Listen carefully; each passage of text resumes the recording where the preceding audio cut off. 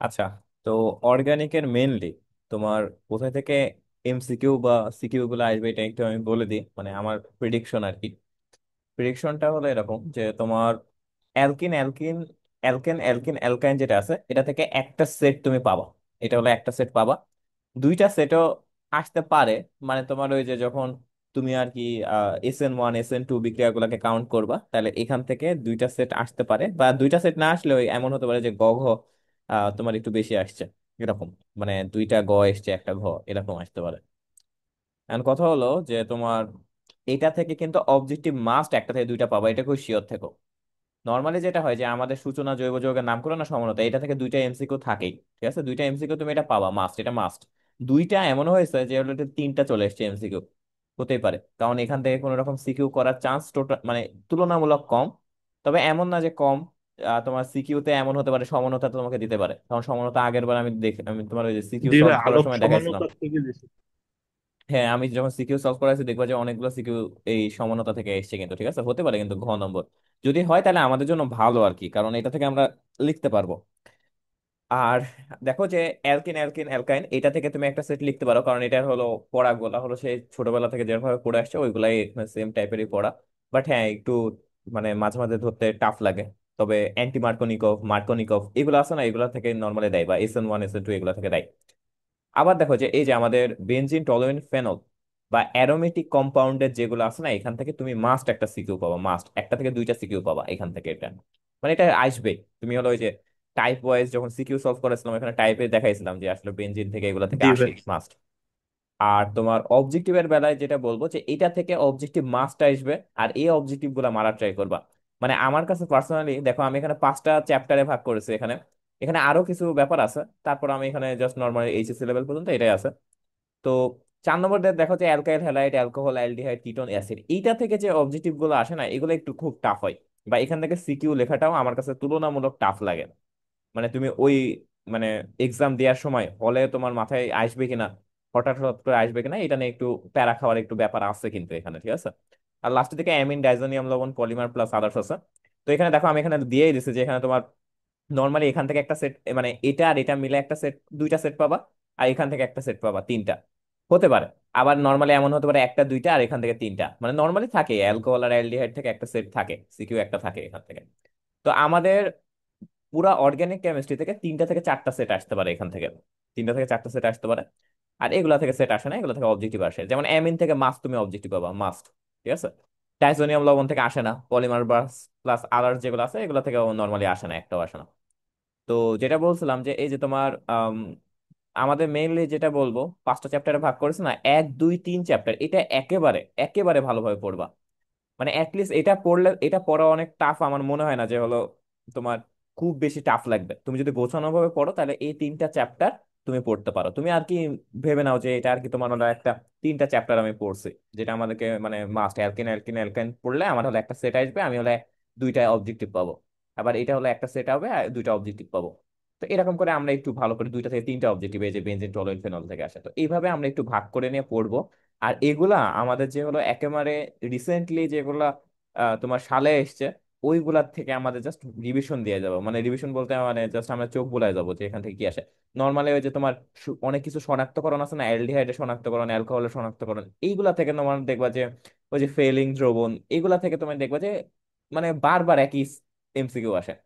তো আমাদের target normally, আমি যদি বলি যে আমার স্ট্র্যাটেজি যদি আমি বলি তোমাদেরকে, যে আমি আর কি এই 3টা চ্যাপ্টার একবারে মানে খুবই সুন্দরভাবে পড়ে যেতাম, যাতে আমি এখান থেকে কোশ্চেন আসলে আমি লিখতে পারি, প্লাস হলো আমি অবজেক্টিভও মারতে পারি। আর এইগুলা শুধুমাত্র আমি হাইলাইটস গুলো পড়ে যেতাম, এগুলো যে মেন মেন জিনিসগুলো না ওইগুলো পড়ে যেতাম। তো এটাই ছিল কথা। তো আমিও বলবো যে অ্যাডমিশনের জন্য অবশ্যই ফার্স্ট সেকেন্ড থার্ড চ্যাপ্টার এটা যেটা ভাগ করেছে, এটা মানে এটা থেকে জানো জীবনেও কখনো কোশ্চেন ভুল না হয়, এটা মাথায় রাখবা কিন্তু। ঠিক আছে, আর এগুলো থেকে নর্মালি বেশি রিটেন কোশ্চেন আসে অ্যাডমিশনে, বা এমসিকিউ কোশ্চেন আসে। তো যাই হোক, আমি একটু খুব ফাস্ট আগাবো, খুবই ফাস্ট। আমি জাস্ট এখানে দেখা দিচ্ছি যে এটা আমাদের পড়াতে লাগবে না, যে আমাদের এই যে গম আটা রুটি থেকে শর্করা কার্বোহাইড্রেট, এই কার্বোহাইড্রেটই আসলে জৈব যৌগ। বা আমরা যে মাছ মাংস আমিষ প্রোটিন, মাছ মাংস যেটা পাই মাছ মাংস তোমার আমিষ বা প্রোটিন থাকে, ওইটাই হলো জৈব যৌগ হিসেবে আমাদের থাকে। আচ্ছা, এবার দেখো যে আমাদের এখানে দেখো যে এইখানে একটা ব্যাপার আছে। বার্জিলিয়াস যে ছিল 1807 সালে অর্গানিক নামকরণের প্রবর্তক সে। ঠিক আছে, ও প্রথম হলো অর্গানিক নামটা উচ্চারণ করেছিল। এটা হলো ও বলছিল উদ্ভিদ আর প্রাণীতে পাওয়া যৌগগুলোকে জৈব যৌগ বলে। বার্জেলিয়াস, এই কথাটা মাথায় রেখো যে অর্গানিক নামকরণের যে প্রবর্তক সেটা হলো বার্জেলিয়াস ছিল। আচ্ছা, তো বার্জেলিয়াসের একটা মতবাদ ছিল, সেটাকে আমরা কি বলি, প্রাণশক্তি মতবাদ। তো সে বলছিল উদ্ভিদ ও প্রাণীদেহে উপস্থিত রহস্যময় শক্তির প্রভাবে জৈব যৌগ উৎপন্ন হয়, এই রহস্যময় শক্তিকে প্রাণ শক্তি বলে। মানে নর্মালি যেটা ও বলেছিল, যে বার্জেলিয়াস বলেছিল যে আমাদের দেহের ভিতর, মানে যারা জীব আছে, যাদের জীবন আছে, তাদের ভিতর থেকে এমন একটা রহস্যময় একটা ভিতরে একটা শক্তি হয়, যার ফলে একটা নতুন জিনিস উৎপন্ন হয়, সেটাকে আমরা জৈব যৌগ বলি, আর এটা ল্যাবরেটরিতে পাওয়া যাবে না। তো এটা হলো বার্জেলিয়াস বলছিল। পরে হলো ফ্রেডরিক ভোলার 1828 সালে এসে বলে দিচ্ছিল যে ও হলো আর কি এই যে তোমার PbCnO2, তারপর NH4Cl যেটা আছে, এগুলা থেকে বিক্রিয়া করে লাস্টে ইউরিয়া বানাই ফেলেছিল। ঠিক আছে, মানে একটু রেখে দিছিল এখানে তাপ, মানে এরকম একটা জিনিস মানে তোমার যৌগ গঠন হয়েছিল, দেন তারপরে একটু অনেক দিন, 2-3 দিন রেখে দেওয়ার পর সে দেখছে যে একটা ইউরিয়া গঠন হয়েছে। আর ইউরিয়াই তো আমরা জানি যে হলো আমাদের মানব মূত্র থেকে ইউরিয়া তুমি পাও, তার মানে ওইটাই তো তাহলে জৈব যৌগ। তাহলে জৈব যৌগ তার মানে আমি তো ল্যাবে বানাতে ফেলেছি, বানাই ফেলেছি, তাই না?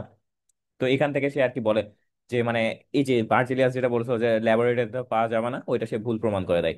তো এখান থেকে আরো অনেক ব্যাপার আছে। তো এখানে দেখো যে আমাদের জৈব যৌগ কাকে বলে, এই জিনিসটা একটু ইম্পর্টেন্ট, এটা ক নম্বর কোশ্চেনে আসবে।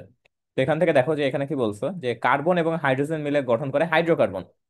তো কার্বন আর হাইড্রোজেন থাকলেই যে আমরা বলবো জৈব যৌগ এমন না, বাট হ্যাঁ মোস্ট অফ দ্য কেসে এটাই হবে, মানে একবারে 95% কেসে এটাই হবে যে কার্বন এবং হাইড্রোজেন মিলে গঠন করে হাইড্রোকার্বন। আর এই হাইড্রোকার্বনের জাতক সমূহকে আমরা জৈব যৌগ বলি। এখানে দেখো একটা খুবই ইম্পর্টেন্ট টার্ম আছে, সেটা হলো জাতক সমূহ। তো জাতক কি? জাতক হলো কোনো একটি হাইড্রোজেনকে প্রতিস্থাপন করে অন্য কিছু, ক্লোরিন, ওইচ বা আয়োডিন এটসেট্রা যোগ করলে যেটা হয় সেটা জাতক। মানে আমার কাছে মনে করো যে এরকম একটা জিনিস আছে, যে মনে করো যে এখানে একটা এইচ এইচ এইচ আছে। তো হঠাৎ করে এটাকে তো তুমি জৈব যৌগ বলবো, কারণ কি? কারণ এখানে হাইড্রোকার্বন আছে, হাইড্রোকার্বন থাকলে আমরা নর্মালি বলি যে জৈব যৌগ। এখন আমি যদি একটা হাইড্রোজেনকে রিপ্লেস করে অন্য একটা যে কোনো একটা মৌল দিই, ক্লোরিন, এই যে নতুন একটা মৌল হলো না, এটার নাম কি হয়েছে? CH2Cl। এই জিনিসটাও কি হয়ে গেছে, এটাকেও আমরা বলবো যে ওই হাইড্রোকার্বনের জাতক। কারণ একটা হাইড্রোজেন রিপ্লেস করে আমরা এটা করেছি, এই জাতককে আমরা কি বলবো? এটাকেও আমরা বলবো অর্গানিক কম্পাউন্ড। ঠিক আছে, আমি এমনও হতে পারে যে আরেকটা হাইড্রোজেন সরাই দিয়ে এখানে আমি আরেকটা যৌগ, মনে করো আয়োডিন যোগ করেছি, তাহলে এটা কি হয়ে গেল? CH2Cl মনে করো। তো এই যে যে এটা যে হয়ে গেল যে ICl, এটা যেটা হলো যে এটা, এটাও আমাদের কি হবে? এটাও আমাদের হবে জৈব যৌগ। তার মানে জাতক সমূহগুলা আমাদের জৈব যৌগ হয়। আচ্ছা, তো এখানে দেখো যে আমাদের নর্মালি এখান থেকে যদি কোশ্চেন আসে, এটা হলো তোমার অ্যাডমিশনের কোশ্চেন, তারপরে একটু দেখাই দিই একটু। দেখো যে হাইড্রোজেন বিহীন জৈব যৌগ আমাদের, মানে হাইড্রোজেন বিহীন, হাইড্রোজেন নাই এমনও জৈব যৌগ থাকতে পারে, যেমন ক্লোরোপিক্রিন বা কাঁদুনে গ্যাস যেটা আছে। ঠিক আছে, ওই যে দেখো না টিয়ার সেল যেটা মারে না, জুলাইতে, আগের বছর জুলাইতে সব কান্নাকাটি হয়ে যাচ্ছিল ওই যে যে টিয়ার সেলের ধোঁয়াতে, ওইটা হলো তোমার কাঁদুনে গ্যাস। ওইটা কি থাকে? CCl3NO2। এখানে দেখো কোনো রকম হাইড্রোজেন নাই, বাট এটাকে আমরা জৈব যৌগ বলি। আবার COCl2, ফসফিন গ্যাস, অনেক বিষাক্ত গ্যাস, এই জিনিসটাও হলো তোমার কি, এটা হলো তোমার আহ তোমার জৈব কম্পাউন্ড। ঠিক আছে, তারপরে CCl4, এটা আছে, এটা আমরা পাইরিন, এটাও আমাদের হলো জৈব যৌগ। তারপরে CFC, এটাও আমাদের জৈব যৌগ। এখানে দেখো কোনো জায়গায় হাইড্রোজেন নেই, তারপরে এগুলো হলো জৈব যৌগ। আর হাইড্রোজেন আছে এরকম জৈব যৌগ নাই এমন আছে, দেখো এই যে NaCO3 আছে না, সোডিয়াম বাইকার্বনেট যেটা আছে, এটা হলো তোমার কি, এই জিনিসটা হলো তোমার জৈব যৌগ না। ঠিক আছে, তারপর NH4CNO যেটা আছে, দেখো যে এই জায়গাটায় আমাদের এখানে জাস্ট এমনি বলতাম যে CNO থাকলে আমাদের এখানে অ্যামোনিয়াম সায়ানাইড এটার নাম, সরি সায়ানাইড নাম। আর যদি CN থাকতো তাহলে অ্যামোনিয়াম সায়ানাইড এরকম হতো, নাইট, সরি সায়ানাইড। ঠিক আছে, এই জিনিসটা হতো। আর যদি CN থাকতো তাহলে আমরা ওইটাকে কি বলতাম? CN থাকলে সায়ানাইড বলতাম, আর CNO থাকলে আমরা কি বলতাম? সায়ানেট। তো এই জিনিসটা একটু ভালো করে মাথায় রেখো, অনেক সময় লাগে। H2C হচ্ছে এটা কি? Carbonic acid. কার্বনিক অ্যাসিডের ক্ষেত্রে যেটা হয় যে এখানে H আছে, সিও আছে, বাট এটা জৈব যৌগ না। এখানে H আছে, সি আছে, জৈব যৌগ না। এখানেও আছে, জৈব যৌগ না। ঠিক আছে, তো এটা একটু অবজেক্টিভে মাঝে মাঝে আসতে পারে। আচ্ছা, এখান থেকে কিছু কিছু জিনিস আসতে পারে। দেখো বিজ্ঞানী রাওলে বলেছিল যে মানব দেহ থেকে আমরা হলো ইউরিয়া পাই, এটা হলো তোমার জৈব যৌগ। আবার আঙ্গুর থেকে যেটা আছে, আঙ্গুর থেকে সে এক্সট্রাক্ট করেছিল টার্টারিক অ্যাসিড। টার্টারিক অ্যাসিড তুমি তেঁতুলেও পাবা। তারপরে আপেল থেকে হলো আমরা ম্যালিক অ্যাসিড পাই। চা কফি থেকে আমরা ট্যানিক অ্যাসিড পাই। ঠিক আছে, তারপরে তোমার চর্বি থেকে গ্লিসারিন পাই। আচ্ছা, তো জৈব যৌগের বৈশিষ্ট্য, এই জিনিসটা তোমার হলো খ নম্বর কোশ্চেনে আসতে পারে। ঠিক আছে, তো খ নম্বর কোশ্চেনে এটা যদি আসে, আমরা একটু দেখবো যে জৈব যৌগ। দেখো আমাদের নর্মালি পৃথিবীতে 80 লক্ষ হলো জৈব যৌগ আছে, আর অজৈব যৌগ যেগুলো হলো তোমার এই যে CH দ্বারা গঠিত না এরকম যে কম্পাউন্ড গুলো, এগুলো 1 লক্ষ আছে। তো নর্মালি এমন ডিফারেন্স কেন হলো? আমরা তো নর্মালি হিসাব মতো H2SO4 বা HNO3, নাইট্রিক অ্যাসিড বা অন্য কিছু হলো বেশি থাকার কথা, বাট এটা আসলে বেশি নাই। কারণ কি? কারণ এই যে কার্বনের সমযোজী বন্ধন গঠন করে কার্বন, কার্বন সমযোজী বন্ধন করেন। আর আরেকটা মেন রিজন এটা, সেটা হলো ক্যাটিনেশন ধর্ম। ক্যাটিনেশন ধর্মটা কি? কার্বন একটার পর একটা কার্বনের সাথে হলো যোগ হতে পারে। যখনই একটা কার্বনের সাথে যোগ হয় তাহলে তোমার ওটা নতুন যৌগ হিসেবে কাউন্ট হয়ে যাবে। আবার মনে করো যে একটার হলো হাইড্রোজেন বাদ দিয়ে একটা ক্লোরিন চলে আসলো, তাহলে কি ওইটা জৈব যৌগ হয়ে যাচ্ছে। তার মানে দেখছো কতগুলো ফরমেশন করা যাচ্ছে। এই যে কার্বন একটার পর একটা কার্বনের সাথে যুক্ত হওয়ার যে ধর্ম, এটাকে আমরা বলি ক্যাটাইনেশন ধর্ম। আর এটার ফলেই যে তোমার মেইনলি তোমার জৈব যৌগের সংখ্যা অনেক বেশি। তারপরে কার্বনের চতুর্যতা আছে, কার্বনের হলো চারটা হাত আছে, তাই না? তো চারটা হাতে চারটা মৌল নিতে পারে, এই জন্য সে আর কি বেশি হলো জৈব যৌগ। আবার এটা হলো সমানতা আছে, একটা সমানতা মানে বিভিন্ন ধরনের সমানতা দেখাই, যে একটার মানে সেম টাইপের দেখতে, মানে আণবিক সংকেত সেম হবে বাট গাঠনিক স্ট্রাকচারাল ডিফারেন্স থাকতে পারে, বা হলো আলোক সমানতা হতে পারে, অনেক কিছু হতে পারে। তো এখানে একটা অবজেক্টিভ আসে দেখো, যে আমাদের C30 থেকে C70 যেটা থাকে সেটাকে আমরা বলি ফুলারিনস। বাট আমাদের কোশ্চেন এমনও আসতে পারে যে 660 যেটা আছে, নিচের কোনটি হলো তোমার স্পেশাল ফুলারেন্স, সেটা হবে কি, বা বাকি বল আকারেও বলতে পারে, বা বুকমিনস্টার ফুলারেন্স। এইটার নাম কোনটা? এটা হলো তোমার C60। তো এই যে C60 যেটা আছে, এটার মিনিংটা হলো যে 60টা কার্বন একসাথে মিলে একটা এরকম গোল ফুটবলের মতো একটা স্ট্রাকচার গঠন করে, এটাকে আমরা বলি ফুলারেন্স। বুঝতে পারছো? তো এই যে ফুলারেন্স যেটা আছে, পরবর্তীতে আবার যদি 2D শেপ হয় তাহলে ওটা গ্রাফিন হয়, আরো অনেক কাহিনী আছে এটা। তো যাই হোক, তো C30 C70 এটা আছে, এটা হলো আমাদের ফুলারিন্স। আর এর মধ্যে স্পেশাল একটা আছে, C60 কে আমরা বলি স্পেশাল ফুলারিন্স বা বাকি বল বা বুকমিনস্টার ফুলারিন্স। আচ্ছা, এরপর দেখো যে নামকরণে আমাদের হাইড্রোকার্বনকে যে সিএইচ যেটা আছে, হাইড্রোকার্বনকে আমরা দুই ভাগে ভাগ করি, একটা হলো অ্যালিফেটিক আর একটা অ্যারোমেটিক। অ্যালিফেটিক মানে কি চর্বিযুক্ত, আর অ্যারোমেটিক মানে কি সুগন্ধযুক্ত। ঠিক আছে? তো নর্মালি যেটা হয় যে তুমি যেগুলো দেখবা যে পারফিউম বা এগুলা যেগুলো থাকে না, সেগুলো সব অ্যারোমেটিক কম্পাউন্ড, কারণ এখানে সুগন্ধ থাকে না। ওইখানে অ্যারোমা, অ্যারোমা মানে কি সুগন্ধ, ওইখান থেকে আর কি বানাই। তো যাই হোক, আমাদের অ্যালিফেটিক কম্পাউন্ডকে দুই ভাগে ভাগ করতে পারবো, একটা হলো মুক্ত শিকল আর বদ্ধ শিকল। মুক্ত মানে কি, দেখো যে এই কার্বনের এই হাতটায় কি কোনো কার্বন আছে বা কার্বন আছে? ফাঁকা না? মানে একটু এমন হচ্ছে না দেখে, তোমার মনে হচ্ছে না যে এই যে এরকম হয়ে যাচ্ছে না, মানে ফাঁকা? এই যে যদি ফাঁকা থাকে তাহলে এটাকে আমরা বলবো মুক্ত শিকল। আর বদ্ধ শিকল মানে কি, এই যে দেখো কার্বনটা হলো বদ্ধ অবস্থানে একটা জিনিসকে আটকায় রাখতে পারবে না, এটা হলো আমাদের বদ্ধ শিকল। অ্যারোমেটিক কম্পাউন্ড কোনগুলা? অ্যারোমেটিক কম্পাউন্ড আমাদের বেনজিন আছে, তারপরে ন্যাপথলিন আছে, তারপরে অ্যান্থ্রাসিন এরকম আছে। অ্যান্থ্রাসিন যদি কখনো হয়, অ্যান্থ্রাসিন এটা যদি হয় তাহলে তখন তুমি এভাবে লিখবা। এখানে দেখো যে একটা আম, তোমার যদি এই যে রিং স্ট্রাকচার থাকে তাহলে ওটাকে আমরা বেনজিন বলি, যদি দুইটা থাকে তাহলে আমরা বলি কি, ওইটাকে আমরা ন্যাপথলিন বলি। আর যদি অ্যান্থ্রাসিন থাকে তাহলে ওইটাকে আমরা এরকম করে বলি।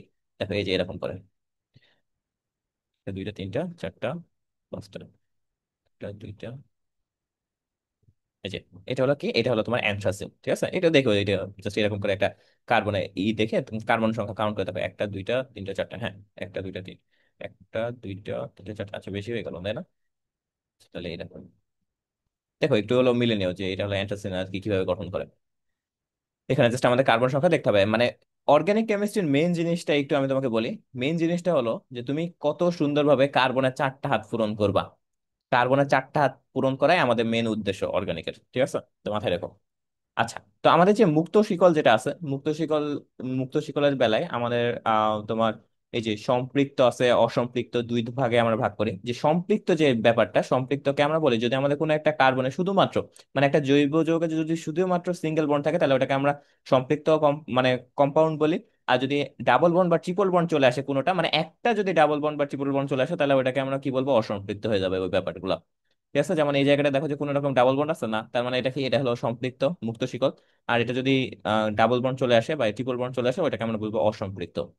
আচ্ছা, বদ্ধ শিকল কোনটা? বদ্ধ শিকলের বেলায় অবশ্যই, যেমন এই জায়গাটায় হলো মুক্ত শিকলের বেলায় ফাঁকা ছিল, বাট এই জায়গায় বদ্ধ শিকলে অবশ্যই ফাঁকা থাকবে না। তো এরকম একটা স্ট্রাকচার, এটা দেখো যে এখানে শুধুমাত্র সিঙ্গেল বন্ড দিয়ে গঠন হয়েছে, তাহলে এটা আমাদের কি সম্পৃক্ত বদ্ধ শিকল। আর অসম্পৃক্ত কি, যে এখানে দেখা গেল ডাবল বন্ড চলে এসেছে বা ডাবল বন্ড বা ট্রিপল বন্ড চলে আসলো, তখন আমরা এটাকে বলবো কি, অসম্পৃক্ত বদ্ধ শিকল। আচ্ছা, আইইউপ্যাক। আইইউপ্যাক হলো, দেখো যে আমাদের পৃথিবীতে আইইউপ্যাক দিয়ে আমরা সবকিছু কম্পাউন্ডের নামকরণ করি যাতে হলো মানে ঝামেলা না হয়। যেমন মনে করো যে সুইডেনের একটা বিজ্ঞানী আর বাংলাদেশের একটা বিজ্ঞানী, এক একজন এক এক ভাবে একটা জিনিসকে, সেম জিনিস যে CH4, এটাকে এক এক ভাবে নামকরণ করছে। এটা হলে তো তোমার ঝামেলা হবে। তো এটার জন্য আইইউপ্যাক হলো কিছু নামকরণ দিছে। যে দেখো যে আমাদের কোনো একটা কম্পাউন্ডে যদি একটা কার্বন থাকে তাহলে আমরা ওইটাকে মিথ বলবো, দুইটা কার্বন থাকলে ইথ বলবো, তিনটা কার্বন থাকলে প্রো, চারটা বিউট, পাঁচটা পেন্ট, ছয়টা থাকলে হেক্স, সাতটা থাকলে হেফ, এরকম করে আমরা অক্ট, নন, ডেক এরকম করে বলি। যদি আমাদের কখনো সিঙ্গেল বন্ড থাকে, ঠিক আছে, সিঙ্গেল বন্ড থাকে, কার্বন কার্বনের সিঙ্গেল বন্ড থাকে, তাহলে ওইটাকে আমরা অ্যালকেন বলবো। আর নামকরণের সময় লাস্টে আমরা ইন যোগ করব। যদি ডাবল বন্ড থাকে তাহলে আমরা হলো অ্যালকিন বলবো আর নামকরণ শেষে ইন যোগ করব। যদি ট্রিপল বন্ড থাকে তাহলে অ্যালকাইন বলবো আর নামকরণ শেষে আইন কথাটা বলবো, মানে লাস্টের থেকে এন, ইন, আইন এভাবে বলবো। তো তো দেখো যে আমাদের এইটা আমাদের একটা বেসিক একটা দুইটা তিনটা কার্বন আছে, তিনটা কার্বন মানে যদি তিনটা কার্বন সংখ্যা থাকে তাহলে ওটাকে কি বলবো, প্রোপ কথাটা প্রথমে লিখে নেবা।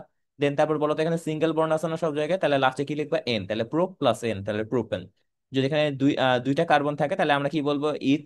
আর যদি এখানে ডাবল বন্ড থাকে তাহলে লাস্টে কি বসবে, ইন, তাহলে ইথ প্লাস ইন, ইথিন, এরকম করে আমাদের নামকরণ গুলো হয়। ঠিক আছে, ওইভাবে বিউটিন বা বিউটেন, বিউটাইন এভাবে আমরা লিখতে পারি। তো আমাদের কিছু সাধারণ সংকেত আছে যেগুলোর মাধ্যমে আমরা অনেক সময় ডিফাইন করি। যেমন তোমাকে হঠাৎ করে একটা কম্পাউন্ড বললো যে C5H12, এই জিনিসটা আসলে কি, এটা কি অ্যালকেন, মানে এটার ভিতর কি এটা কি সম্পৃক্ত নাকি অসম্পৃক্ত, এরকম তোমাকে কোশ্চেন গুলো করতে পারে। তো C5H12 এটা তুমি কি কি করতে হবে, একটার পর একটা কার্বন এভাবে আঁকাতে হবে। তো এগুলা করতে গেলে আমাদের অনেক ঝামেলা, মানে টাইম লাগবে না। দেন তারপর আমাদের এখানে হাইড্রোজেন হাইড্রোজেন এরকম করে তোমাকে অনেকক্ষণ টাইম লাগবে। বা এখানে তোমার যদি হঠাৎ করে C5H10 হয়ে যেত, তাহলে কি আসলে কি তুমি সিঙ্গেল বন্ডে হতো নাকি ডাবল বন্ডে হতো, এরকম অনেক কাহিনী চলে আসে। তো এটার জন্য আমাদের কিছু স্ট্রাকচারাল মানে সংকেত মানে আছে, সূত্র আছে, যেগুলো আমরা নর্মালি এইভাবে মানে সবকিছু প্যাটার্ন মিলে করি। তো এখান থেকে আমরা যেটা বলি যে আমাদের যদি CN মানে কার্বন সংখ্যা যদি এন থাকে, এটা দ্বিগুণ সংখ্যা যদি হাইড্রোজেন থাকে প্লাস 2 থাকে, তাহলে ওইটাকে আমরা কি বলবো, ওইটাকে আমরা বলবো অ্যালকেন। তাহলে একটু চেক করি, দেখো যে এখানে এই কম্পাউন্ডটা আমাকে বলতে বলছে যে এটা কি অ্যালকেন অ্যালকিন নাকি অ্যালকাইন হবে। তো দেখো এখানে C5 আছে, তাহলে আমরা জাস্ট দেখবো যে 5-এর দ্বিগুণ কত, 10 প্লাস 2, তার মানে কি 12 হয়ে গেল না। তার মানে এই কম্পাউন্ডটা কি, এই কম্পাউন্ডটা একটা অ্যালকেন কম্পাউন্ড। আর এটার নাম কি হবে, এটার নাম হবে পেন্টেন। ঠিক আছে, একবারে ডাইরেক্ট আমি বলে দিতে পারি। তো তোমাকে হঠাৎ করে একটা জিনিস বললো, মনে করো বলো যে C3H4, এরকম বলো যে এই কম্পাউন্ডে কি আছে। তো দেখো যে C3 আছে, তাহলে এখানে কত আছে, এটা হলো তোমার দেখো 4 আছে, তার মানে টু, 2 গুণ 3 -2 আছে এরকম। তাহলে এই জিনিসটা কি হয়ে গেছে, তার মানে 6 - 2 4, তার মানে এই সূত্রতে মিলছে। তো এই সূত্রটা কিসের, 2n - 2, CnH2n - 2, এটা কিসের সূত্র, অ্যালকাইনের। তার মানে এটা আসলে একটা অ্যালকাইন গঠন করে। আর তুমি যদি দেখো যে এই জিনিসটা দেখো, যে এটা দেখে তোমার কি মনে হচ্ছে, দেখো তো আমি যখন এটা লিখতে যাবো C3, তার মানে তিনটা কার্বন দেবো, একটা দুইটা তিনটা, আর অবশ্যই এখানে তিনটা বন্ড দেবো। দেন হাইড্রোজেন বসাই দিলে একবার পারফেক্ট স্ট্রাকচার বানানো যাবে। তাহলে আমাদের যেটা বুঝলাম সেটা হলো যে অ্যালকেন যদি হয় তাহলে CnH2n+2 হবে, হাইড্রোজেনের সংখ্যা দুইটা বাড়বে, মানে দ্বিগুণ হয়ে দুইটা বাড়বে। আর যদি অ্যালকিন থাকে তাহলে 2n+0 হবে, মানে তোমার হলো হাইড্রোজেনের সংখ্যা হয়ে যায়, দেখো একটা দুইটা করে কমছে। আর এটা আরো দুইটা করেছে, তার মানে প্রথমে +2, তারপরে 0, তারপরে -2, এরকম এরকম করে কমেছে, বা -2 হতে হতে থেকেছে সব জায়গা থেকে। তো যাই হোক, তো এই জায়গাটাই আমাদের এক কথায় অ্যালকিন বোঝা সবচেয়ে ইজি, কারণ তোমার কার্বনের দ্বিগুণ সংখ্যা হবে তোমার হাইড্রোজেনের, তাহলে ওইটা হলো অ্যালকিন হবে। যদি দ্বিগুণ হওয়ার পর দুইটা কম হয় তাহলে হলো অ্যালকাইন হবে, আর যদি দুইটা যোগ হয় তাহলে আমরা বলবো অ্যালকেন হবে। আচ্ছা, এটা বুঝতে পারছি। এখন এইভাবে আর কি এখানে বোঝাইছিলাম। যাই হোক, তো শাখামূলক একটু ব্যাপারটা দেখো যে শাখামূলক আসলে আমরা কাদেরকে বলি। তো একটু আমরা অ্যালকেন থেকে, আমাদের মনে করো যে আমাদের একটা অ্যালকেন আছে, ওই অ্যালকেন থেকে আমি একটা হাইড্রোজেন মাইনাস করছি, মানে একটা হাইড্রোজেন বাদ দিচ্ছি। তাহলে তুমি একটা জিনিস ভাবো তো, মনে করো যে আমাদের একটা মিথেন আছে, ঠিক আছে, তো মিথেন কেমন আছে এরকম। তো এই যে মিথেন থেকে আমি একটা হাইড্রোজেন, এটাকে আমরা CH4 বলছি না, তো এখান থেকে মিথেন থেকে যদি আমি একটা হাইড্রোজেন সরাই দিই, তাহলে এটা কি হয়ে গেল, CH3 হয়ে গেল না, আর একটা বন্ড চলে আসলো না, এই যে বন্ড ফাঁকা। এই যে একটা অ্যালকেন, এটাকে বলছিলাম মিথেন, আর একটা হাইড্রোজেন যদি কমায় দাও তাহলে ওইটাকে আমরা বলবো আইল, মিথাইল।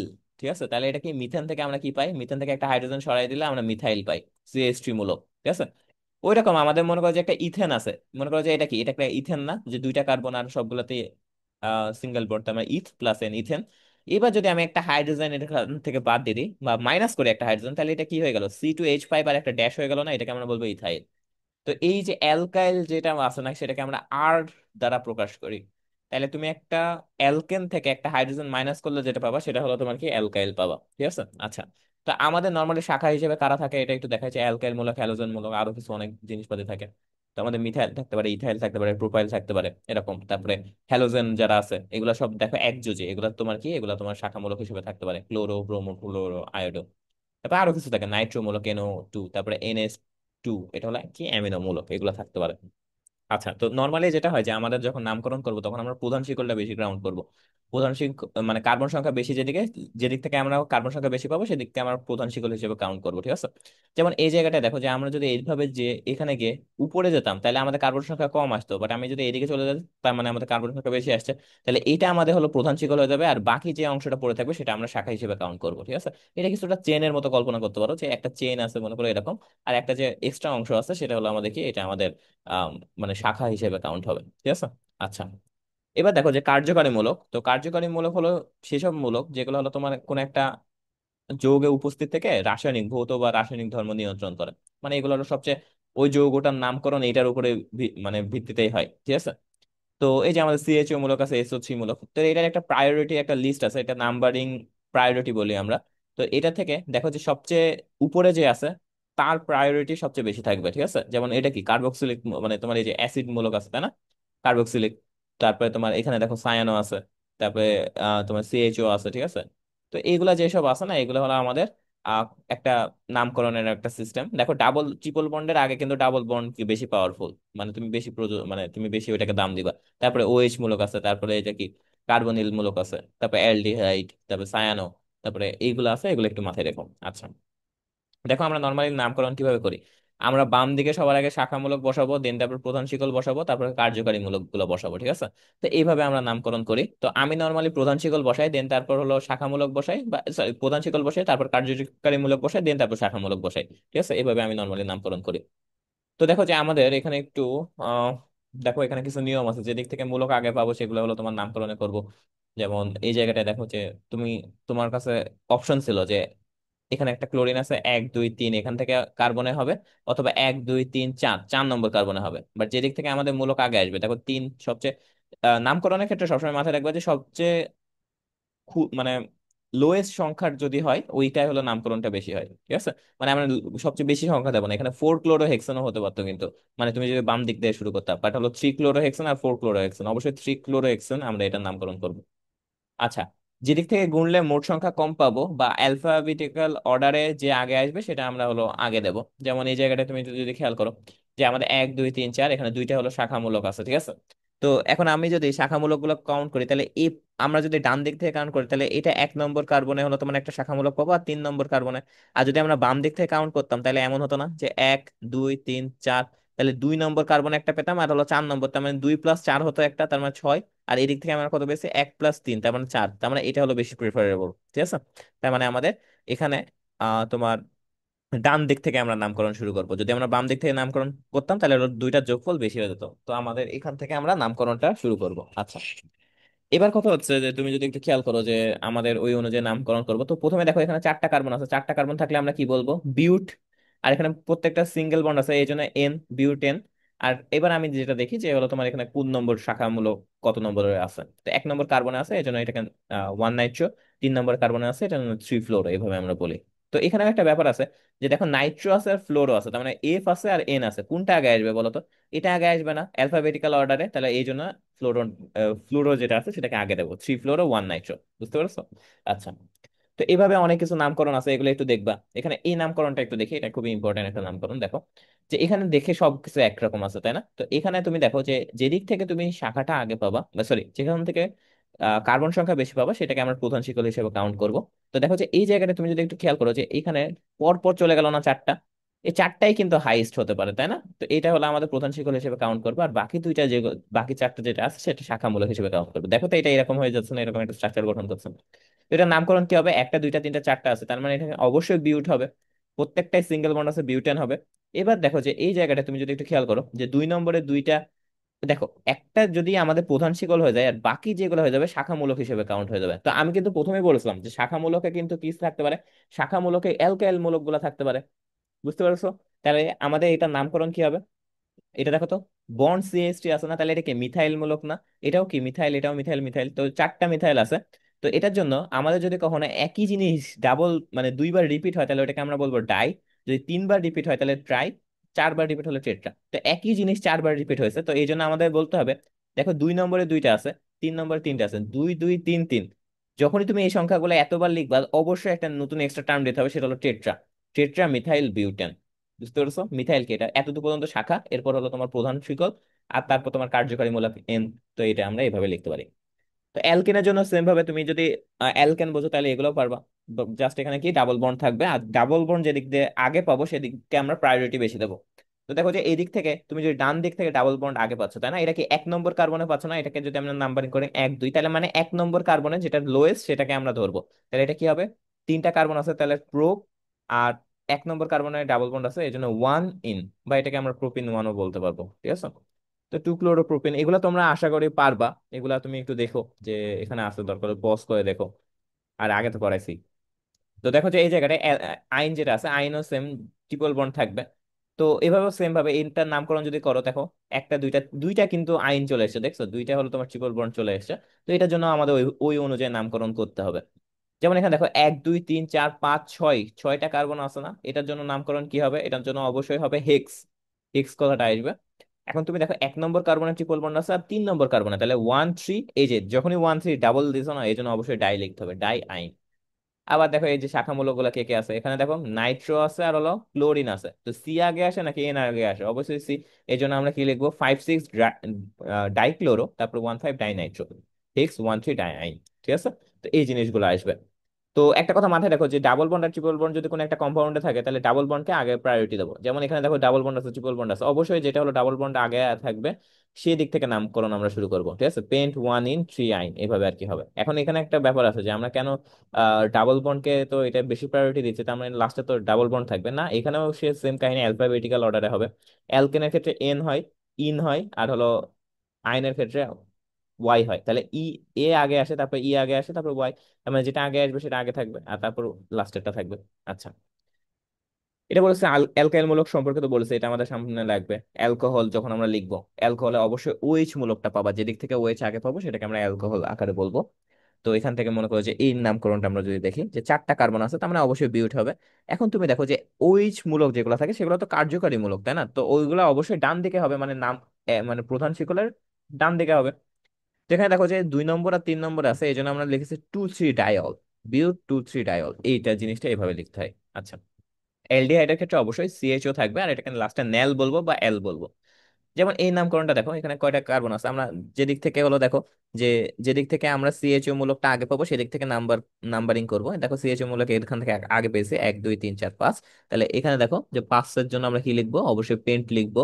আর ন্যাল আছে, মানে তোমার সিএইচও মূলক আছে, তাহলে পেন্টানেল। ঠিক আছে? আর কত নম্বরে আছে? 4 নম্বরে দেখো ব্রোমিন আছে।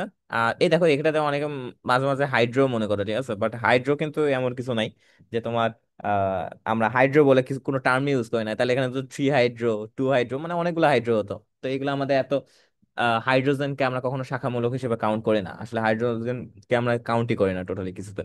এখানে 4 ব্রোমো, তারপরে তোমার 2 মিথাইল, এখানে দেখো অবশ্যই বি আগে আসছে আর এম পরে আসছে, এই জন্য এটা আগে 4 ব্রোমো 2 মিথাইল পেন্টানেল। ঠিক আছে? আচ্ছা, জৈব অ্যাসিডের ক্ষেত্রেও সেম আর সি ডবল এইচ মূলক থাকবে, আর লাস্টে আমরা ওইক অ্যাসিড বলবো। ঠিক আছে? যেমন বিউটানোইক অ্যাসিড, তারপরে যে 3 ক্লোরো পেন্ট 1 5 ডাই ওইক অ্যাসিড, কিভাবে হলো একটু দেখে নিও। মেডিকেলে এগুলো আসে, মেডিকেল বা ঢাকা ইউনিভার্সিটি এগুলো আসে। যদি কখনো কোনো কিছু এই যে ব্র্যাকেট আকারে থাকে, তো ওই জিনিসটা আসলে শাখা শিকল হিসেবে আছে। ঠিক আছে? এটা মাথায় রাখো। যদি এইভাবে থাকে, এই যে নর্মালি ভাবে, তাহলে ওটা মেন চেন হিসেবে কাউন্ট করে। আর যদি কখনো তোমার এইভাবে থাকে, তাহলে ওটাকে আমরা শাখা শিকল হিসেবে কাউন্ট করি। তো এগুলো আমি তোমাদেরকে দেখাইছিলাম, এগুলো দেখো। এখানে খুব অনেক ইম্পর্টেন্ট একটা ব্যাপার আছে, এগুলা থেকে তোমাদের কোশ্চেন আসে অনেক সময়। দেখো, আমাদের কোনো কিছু একটা জিনিস যখন কার্যকারী মূলক হিসেবে কাউন্ট হবে, সি ডবল এইচ, ওইটাকে যদি শাখামূলক হিসেবে নর্মালি আমি কখনোই দেখিনি, বাট তারপরেও তোমার শাখামূলক হিসেবে থাকে, তাহলে যদি আমরা কার্বক্সি বলি। ঠিক আছে?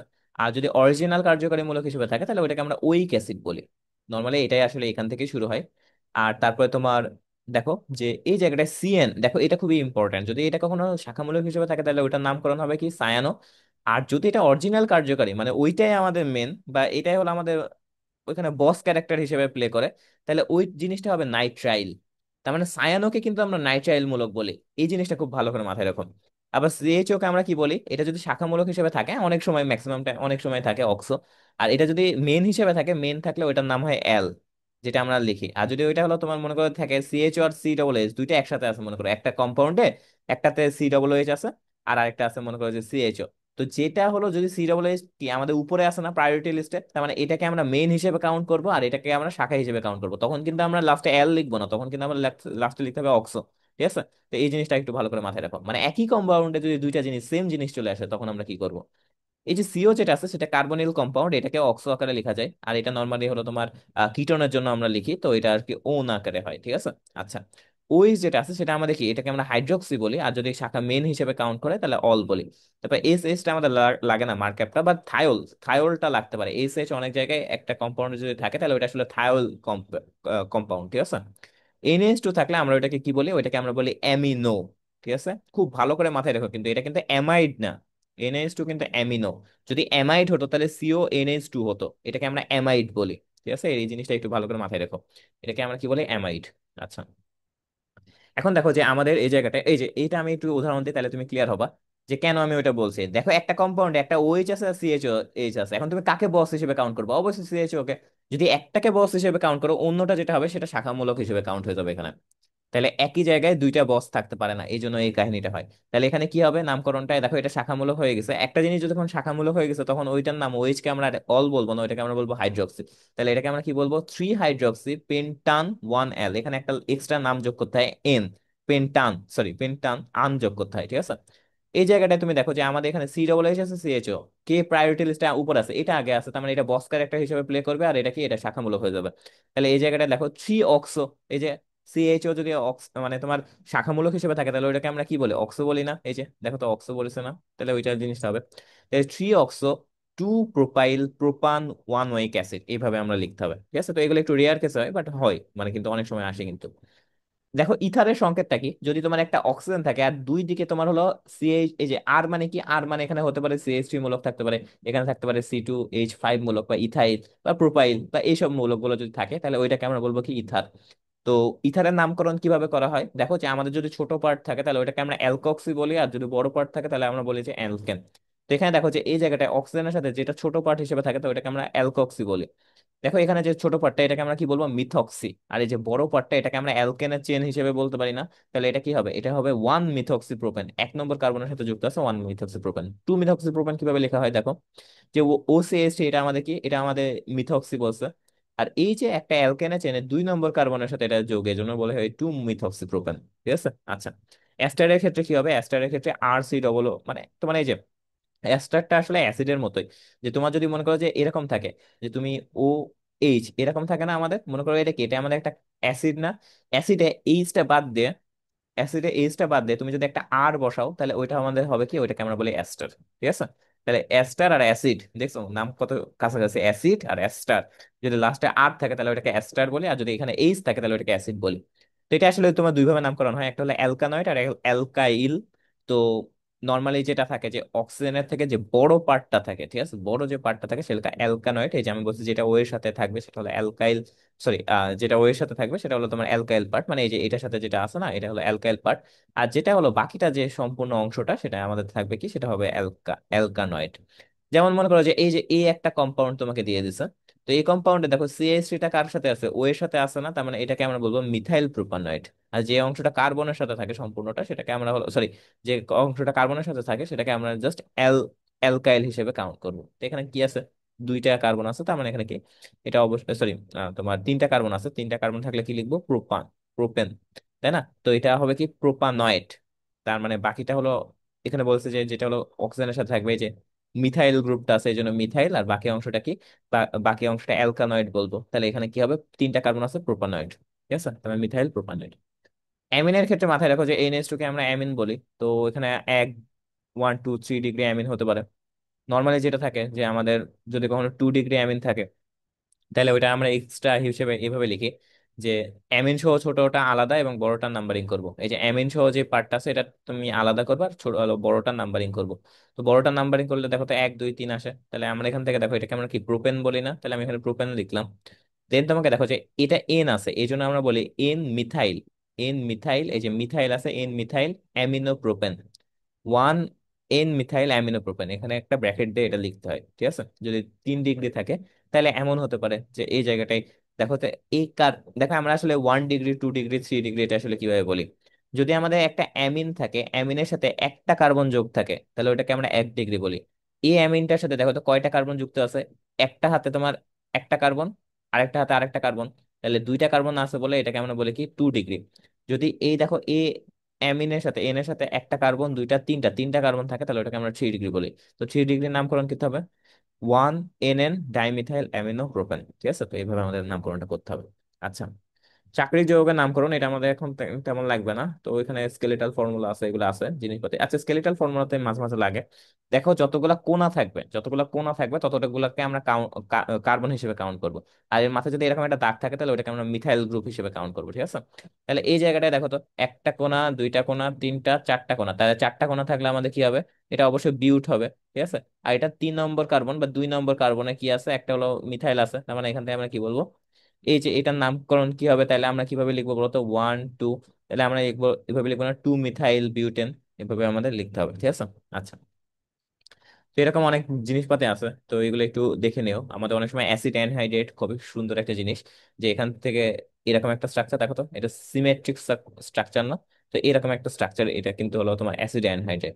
তো এখানে অনেক কিছুই আছে, এগুলো তুমি জাস্ট একটু দেখে চোখ বুলিও, বাট এগুলো নর্মালি আসে না, ঠিক আছে। আচ্ছা, সমানতা, সমানতা সবচেয়ে ইম্পর্টেন্ট কনসেপ্ট আমাদের, এখান থেকে শিওর তুমি একটা আহ 1 থেকে 2টা এমসিকিউ পাবা, আর ভাগ্য ভালো থাকলে সৃজনশীল পাবা। তো আমাদের দুই ধরনের সমানতা সমানতা আছে, একটা হলো তোমার গাঠনিক সমানতা, আর একটা হলো তোমার স্টেরিও সমানতা। তো গাঠনিক বা স্ট্রাকচারাল যে সমানতা আছে, সেটা একই আণবিক বা ভিন্ন, মানে একই আণবিক সংকেত হবে বাট ভিন্ন গাঠনিক হতে হবে। হবে সেটা হলো তোমার কি, এগুলোর ভিতর কি হতে পারে, শিকল, অবস্থান, মেটামরিজম, কার্যকারীমূলক আর টোটোমারিজম। তো এই 5টা জিনিস আমি একটু তোমাকে বুঝাচ্ছি, এটা খুবই ইম্পর্টেন্ট একটা কথা। আর স্টেরিও যেটা আছে সেটা দুই ধরনের হতে পারে, স্টেরিও বা 3D যেটা আছে সেটা জ্যামিতিক হতে পারে অথবা আলোক হতে পারে। দেখো, শিকল বা চেইন সমানতা, আমি শর্টকাটে লিখে দিচ্ছি, নীল কালার গুলো একটু বেশি মাথায় রাখবা। সেটা হলো শিকল থেকে যদি শাখাতে চলে যায় কোনো কিছু, তাহলে ওইটাকে আমরা শিকল বা চেইন সমানতা বলবো। আর শিকল বা চেইন সমানতার ক্ষেত্রে হাইড্রোকার্বন ন্যূনতম 4 কার্বন থাকলে সেটা সেটা শাখাতে রূপান্তরিত হয়। আর কার্যকরী মূলক যদি আমাদের কখনো তুমি সরাতে চাও, তাহলে এক সিরিয়ালে 3 কার্বনে একটি শাখা থাকবে। এটা হলো আমাদের কি, এটা হলো আমাদের শিকল বা চেইন সমানতা। যেমন মনে করো এই যে এখানে 4টা কার্বন আছে, 4টা কার্বনে হঠাৎ করে একটা কার্বন মাথায় উঠে পড়লো, তাহলে এই যে মাথায় উঠে পড়লো, এখন দেখো তো এটা কি একটা শাখা হয়ে গেছে না? তাহলে এই জিনিসটাকে আমরা বলবো শিকল বা চেইন সমানতা, ঠিক আছে। তারপরে মনে করো যে এই জায়গাটা ওএইচ মূলক যেটা আছে, দেখো ওএইচ মূলকটা কিন্তু ফিক্সড আছে, বাট মাঝখান থেকে একটা কার্বন হলো মাথায় উঠে পড়েছে। এই জায়গাটা যেটা থাকছে এইটাকে আমরা বলবো কি, এটাকে আমরা বলবো শিকল বা চেইন সমানতা, ঠিক আছে। তার মানে ওএইচ মূলকটা কিন্তু আমি চেঞ্জ করিনি, একটা কার্বন হঠাৎ করে মাথায় উঠাই দিয়েছি, এটাই হলো আমাদের শিকল বা চেইন সমানতা। অবস্থান সমানতার ব্যাপারটা খুবই ইম্পর্টেন্ট। দেখো, কার্যকারী মূলকের অবস্থান পরিবর্তন হয়, এই জায়গাটা কি কার্যকারী মূলকের অবস্থান পরিবর্তন হয়েছে না? বাট এই জায়গাটা কি হবে, হ্যাঁ অবশ্যই হবে। দেখো কিভাবে হবে, দেখো যে আমাদের এরকম একটা স্ট্রাকচার আছে, এই স্ট্রাকচারে ওএইচ মূলকটা হঠাৎ করে একটা জায়গায় চলে আসছে, দেখছো?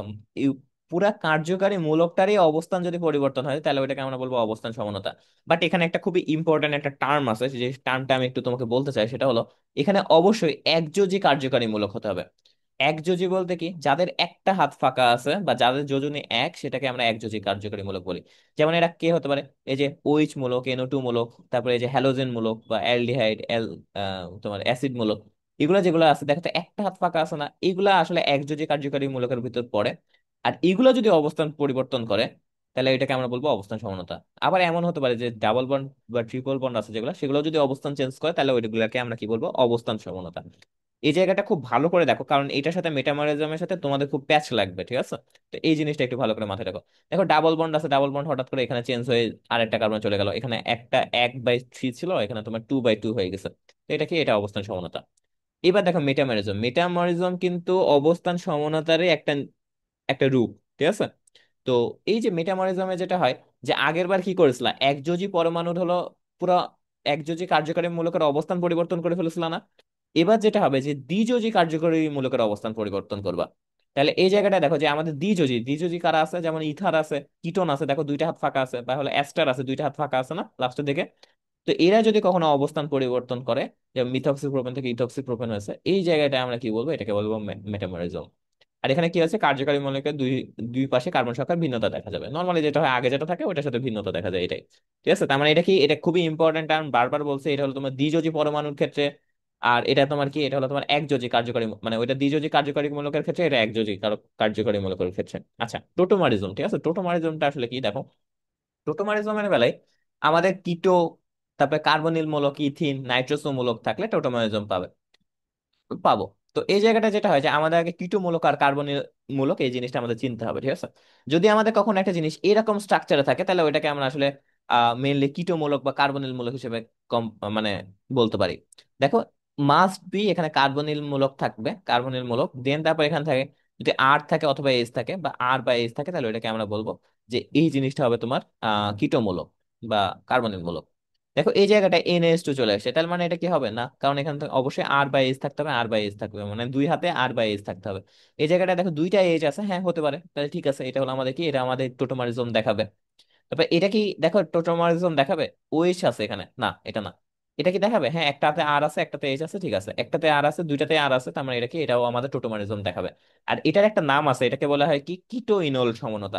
কারণ তোমার এটা কিটো থেকে ইনলে কম, মানে রূপান্তর করে, এই জন্য আমরা এটাকে বলে কিটো ইনল সমানতা। কিভাবে করে দেখো, যে দেখো কিটো থেকে ইনলে রূপান্তর করে, তো ইন প্লাস অল, এটাকে আমরা বলি কি ইনল, তাই না? তার মানে এখানে ডাবল বন্ড থাকবে আর তোমার কি তোমার ই থাকবে, তোমার কি বলে অ্যালকোহল থাকবে, ঠিক আছে? তো এখন তুমি একটু জিনিস দেখো যে আমাদের এখানে কিটোন আছে, ঠিক আছে? তো কিটোনে যেটা হয় যে এই জায়গাটায় দেখো তো এইখানে দুইটা হাত আর এখানে এরকম থাকে না? তো এইটা যেটা হয় যে এখান থেকে একটা হাইড্রোজেন উপরে চলে আসে, আর এখান থেকে একটা হাত এখানে শিফট করে। তার মানে কি হলো দেখো তো, এরকম হলো না ব্যাপারটা? এখান থেকে একটা হাইড্রোজেন আমি এখানে দেবো, আর এখান থেকে হাতটা শিফট হয়ে এখানে আসবে। এই যে একটা হাইড্রোজেন আমি এখানে দিয়ে দিছি, দেখো H3 থেকে একটা এদিকে চলে গেছে, আর এই যে এই হাতটা এটা শিফট হয়ে এটা হয়ে গেছে। এখন এটাকে দেখো তো, ইন চলে এসছে না? আগে কি ইন ছিল? এটা তো আমরা ইন বলতে পারবো না, কারণ এখানে জাস্ট অক্সিজেন আছে, এটাকে তো ইন মানে কার্বন কার্বনের ডাবল বন্ড নাই। এইটা দেখো তো কার্বন কার্বনের ডাবল বন্ড হয়ে গেল না? তাহলে এটাকে ইন বলতে পারবো। আর এখানে কি ওএইচ চলে আসছে না? এখানে কি ওএইচ ছিল না? এই জন্য ইন প্লাস অল এটাকে বলে ইনল। তার মানে কিটোন থেকে একটা জিনিস, এটা তো কিটোন মূলক তাই না, কিটোন থেকে আমাদের ইনলে কনভার্ট হয়েছে, এটাকে আমরা বলবো তার টোটোমারিজম হয়েছে। আর দেখো এখানে তোমার কার্বন হাইড্রোজেন অক্সিজেন সংখ্যা সবকিছু সেম থাকবে। তো এই জিনিসটা ভালো করে মাথায় রাখো। আর কিটো ইনল কারা দেখাতে পারবে? এই যে এরা আর কি দেখাতে পারবে। এখন একটা জিনিস দেখো যে এটা তুমি যদি এমনি রেখে দাও একটা কিটোন মূলককে, ঠিক আছে, এটার নাম কি, 1 2 3, তিনটা কার্বন, আর এটা কি কিটোন, তাহলে প্রোপানন এটার নাম। তো প্রোপানন যদি থাকে, তুমি যদি রেখে দাও, এটা দেখবা যে কিছুক্ষণ পর এটা হলো তোমার ইনলে কনভার্ট হয়ে গেছে।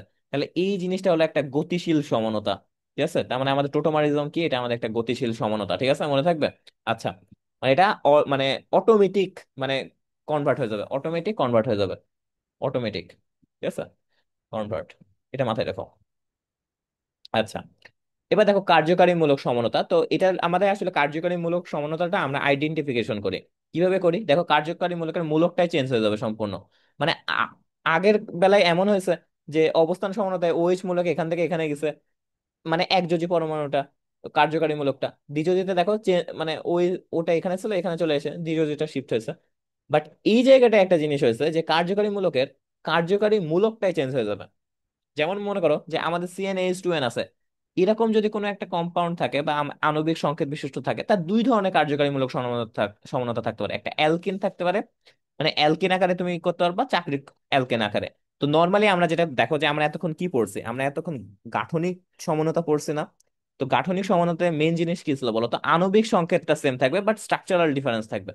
দেখো অ্যালকিনে যতটা এখানে অ্যালকিন আছে না, অ্যালকিন থেকে তোমার যদি কখনো এটা চাকরিক অ্যালকেনে চলে গেছে, দেখো এই জায়গাটায় যেটা হবে যে তার কার্বন সংখ্যা হাইড্রোজেন সংখ্যা মানে যা আছে পুরো কম্পাউন্ডটার আণবিক সংকেত সেম থাকবে, এটারও আণবিক সংকেত সেম, বাট গাঠনিক সংকেত পুরাটা আলাদা। দেখো তো এরকম না? এটা তোমার কি, এটা তোমার এই যে ইন আছে, অ্যালকিন আছে, আর এটা কি হয়ে গেছে, এটা চাকরিক অ্যালকেন হয়ে গেছে। আবার দেখো যে এই জায়গাটায় অ্যালকোহল আছে কোন একটা, CnH2n+O। দেখো এই জিনিসটা একটু মাথায় রাখো, যদি কোনো কিছু এই ফরম্যাটে পড়ে তাহলে ওইটাকে আমরা বলবো যে যদি আমাদের কখনো অ্যালকোহল বা ইথার যদি থাকে, মানে সরি, মানে অ্যালকোহল, তুমি একটা অ্যালকোহল র্যান্ডমলি একটা অ্যালকোহল চুজ করো। মনে করো যে আমি এরকম বললাম যে CH3 CH2 CH2OH, এটা কি, এটা একটা অ্যালকোহল না?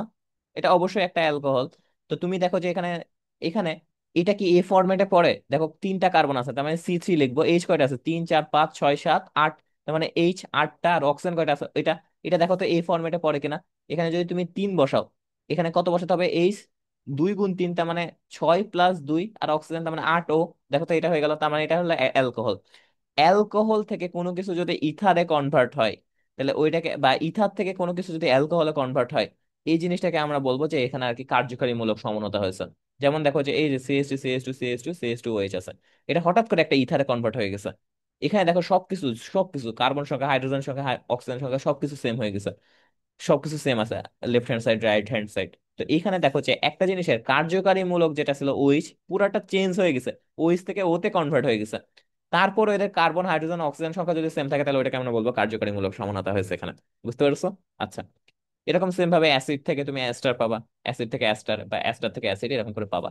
তো এটার জন্য আমাদের কি লাগবে? CnH2nO2। তো এগুলো একটু মাথায় রেখো যে আমাদের অ্যাসিড থেকে কোনো কিছু যদি অ্যাস্টারে কনভার্ট হয়, তাহলে ওটা আমাদের কি হবে? ওইটা আমাদের হলো তোমার এখানে কার্যকারীমূলক সমানতা হবে। আবার দেখো যে আমাদের এটা হলো সবচেয়ে বেশি, CnH2nO। এখানে আগে ছিল CnH2n+2O, বাট এখানে CnH2nO। এটা হলো অ্যালডিহাইডে কনভার্ট হতে পারে, কিটোনে হতে পারে, ইনলে হতে পারে, চাকরিক ইথারে, বা চাকরিক অ্যালকোহলে, মানে পাঁচটা জিনিসে কনভার্ট হতে পারে। আমরা একটা এখানে দেখো একটা কোশ্চেন দেখো, আমাদের আগে ফাইন্ড আউট করতে হবে এই জিনিসটার নামটা কি। C3H6O, তার মানে এটা আসলে CnH2nO তে কনভার্ট হয় না। তার মানে এটা অবশ্যই অ্যালডিহাইড বা ইথার হতে পারে বা কিটোন হতে পারে, মানে চাকরিক ইথার হতে পারে বা চাকরিক অ্যালকোহল, এগুলা তো এগুলা বলছে যে কয় টাইপ সমানো সম্ভব এবং মোট কতটি সমানো সম্ভব, ঠিক আছে। তো এটা একটু মাথায় রেখো, এটা হলো আসলে 8টি সমানো সম্ভব। তো এগুলা তোমাকে বারবার করে করে দেখতে হবে। তুমি এই জিনিসটা একটু মাথায় রাখবা, দেন তারপরে এই সূত্র অনুযায়ী বা এই প্যাটার্ন অনুযায়ী তোমাকে সবকিছু বসাতে হবে। তো এটা নিয়ে বিস্তারিত আলোচনা করলাম না, এটা একাডেমিক ক্লাসে বলেছিলাম। আচ্ছা, তো এখানে মোটামুটি বুঝতে পারছো। এখন দেখো স্টেরিও সমানতা, স্টেরিও বা 3D যে সমানতা, ত্রিমাত্রিক, এটা দুই ধরনের হতে পারে। একটা জ্যামিতিক আলোক, তো জ্যামিতিকের ভিতরে আবার দুইটা পার্ট আছে, সিস বা ট্রান্স। তো জ্যামিতিক সমানতা কি, যদি আমাদের কখনো প্রতিস্থাপিত অ্যালকেন থাকে, যদি আমাদের কখনো প্রতিস্থাপিত অ্যালকিড থাকে বা ডাবল বন্ড থাকে, ঠিক আছে, যদি একটা কম্পাউন্ডে এই যে ডাবল বন্ড থাকে বা এইভাবে ডাবল বন্ড বা এইভাবে ডাবল বন্ড থাকে, তাহলে এটা হলো আমাদের জ্যামিতিক সমনতার আওতায় পড়বে। আর এখানে একটা খুবই ইম্পর্টেন্ট কথা, সেটা হলো মুক্ত ঘূর্ণন সম্ভব হবে না। মুক্ত ঘূর্ণন সম্ভব হবে না মিনিংটা কি, যে মনে করো যে তুমি এখানে একটা পেন আছে তোমার, এখানে একটা পেন আর এখানে একটা পেন, আর এখানে একটা মনে করো যে তুমি হাত রেখেছো আর এখানে একটা হাত রেখেছো। এবার তুমি যদি ওই দুইটা হলো দুই দিকে ঘোরাও, একটা এদিকে ঘোরাচ্ছ আর একটা ঘোরাচ্ছ এদিকে, তো এভাবে তুমি যদি দুইটা দুই দিকে ঘোরাও, তাহলে এটা কি একটা মাঝখানে একটা টুইস্ট হয়ে ভেঙে যাবে না? তাহলে এটা মুক্ত ঘূর্ণন, এটা আসলে সম্ভব না। যদি না ভাঙতে পারে তাহলে এইটা হলো মুক্ত ঘূর্ণন সম্ভব, আর যদি এটা এরকম ভেঙে যায় তাহলে মুক্ত ঘূর্ণন সম্ভব না। মানে এই জিনিসটাকে তুমি টুইস্ট দিতে পারবা না, এটা হলো এভাবে টুইস্ট হয় না। এটা হলো আমাদের কি, এটা হলো আমাদের জ্যামিতিক সমতা। তো এরকম তিনটা কেস আছে। তো প্রথম কেসে মনে করো যে আমাদের এখানে একটা কম্পাউন্ড আছে, একটা কম্পাউন্ড, একটা কার্বন আর কার্বনের ডাবল বন্ড আছে, আর এখানে একটা কম্পাউন্ড, দেখো সেম টাইপের কম্পাউন্ড এখানে আছে, সেম টাইপের কম্পাউন্ড এখানে আছে। যদি এমন হয় যে উভয় পাশে সেম বা একই, তাহলে ওইটাকে আমরা বলি সিস। তার মানে এটা হলো পরস্পরের সিস সমানতা, পরস্পরের সিস সমানতা। এই জায়গাটা দেখো যে A B R B A আছে, মানে একটা এ কম্পাউন্ড যেটা আছে সেটা বিপরীত দিকে চলে গেছে, তাহলে এটাকে আমরা বলবো ট্রান্স সমানতা। যেমন কি হতে পারে, যেমন দেখো একটা কার্বনে হাইড্রোজেন ক্লোরিন আছে, হাইড্রোজেন ক্লোরিন আছে, দেখো এটা উভয় পক্ষে সেম টাইপের আছে না, হাইড্রোজেন হাইড্রোজেন ক্লোরিন ক্লোরিন, এটাকে আমরা বলবো সিস সমানতা। আর যদি সেম ভাবে এটা যদি আমার চেঞ্জ হয়ে যায়, ক্লোরিনটা এখানে চলে আসে, হাইড্রোজেনটা এখানে, তার মানে একটা আরেকটার বিপরীত আছে, এটাকে আমরা বলবো কি ট্রান্স সমানতা। আচ্ছা, কেস টু তে কি হয়ে গেছে যে আগে তো আমরা জাস্ট হাইড্রোজেন আর ক্লোরিন নিয়ে করেছিলাম, মানে দুইটা মৌল, ভিন্ন ভিন্ন মৌল নিয়ে করেছিলাম। এখন যদি তিনটা ভিন্ন মৌল চলে আসে, দেখো একটা এ মৌল, একটা বি মৌল, একটা সি মৌল আর একটা আবার সে বি মৌল।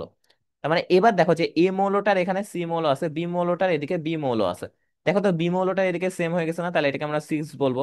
আর যদি এমন হয় যে এ বি আছে, বিটা এদিকে আছে, সিটা এদিকে, মানে সবকিছু বিপরীত হয়ে গেছে, তার মানে এটাকে আমরা বলবো কি ট্রান্স।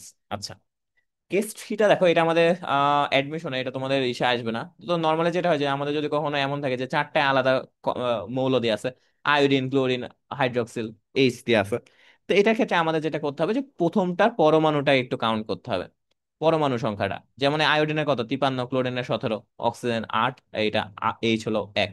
তো তোমাকে হাই লো মেথড ইউজ করতে হবে। এখানে হাই কোনটা, এটা 53 হাই, এটা লো।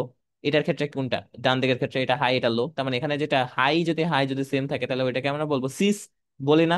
আর এখানে সিসের জায়গায় এখানে আমরা একটা টার্ম ইউজ করবো, সেটাকে আমরা বলবো জেড সমানু, ঠিক আছে। আর যদি আমাদের এমন হয় যে লোটা এদিকে, লো এর এদিকে হাই আছে, তাহলে এটাকে আমরা বলবো ই সমানু, যেটা আমাদের ট্রান্স হিসেবে আমরা কাউন্ট করছিলাম।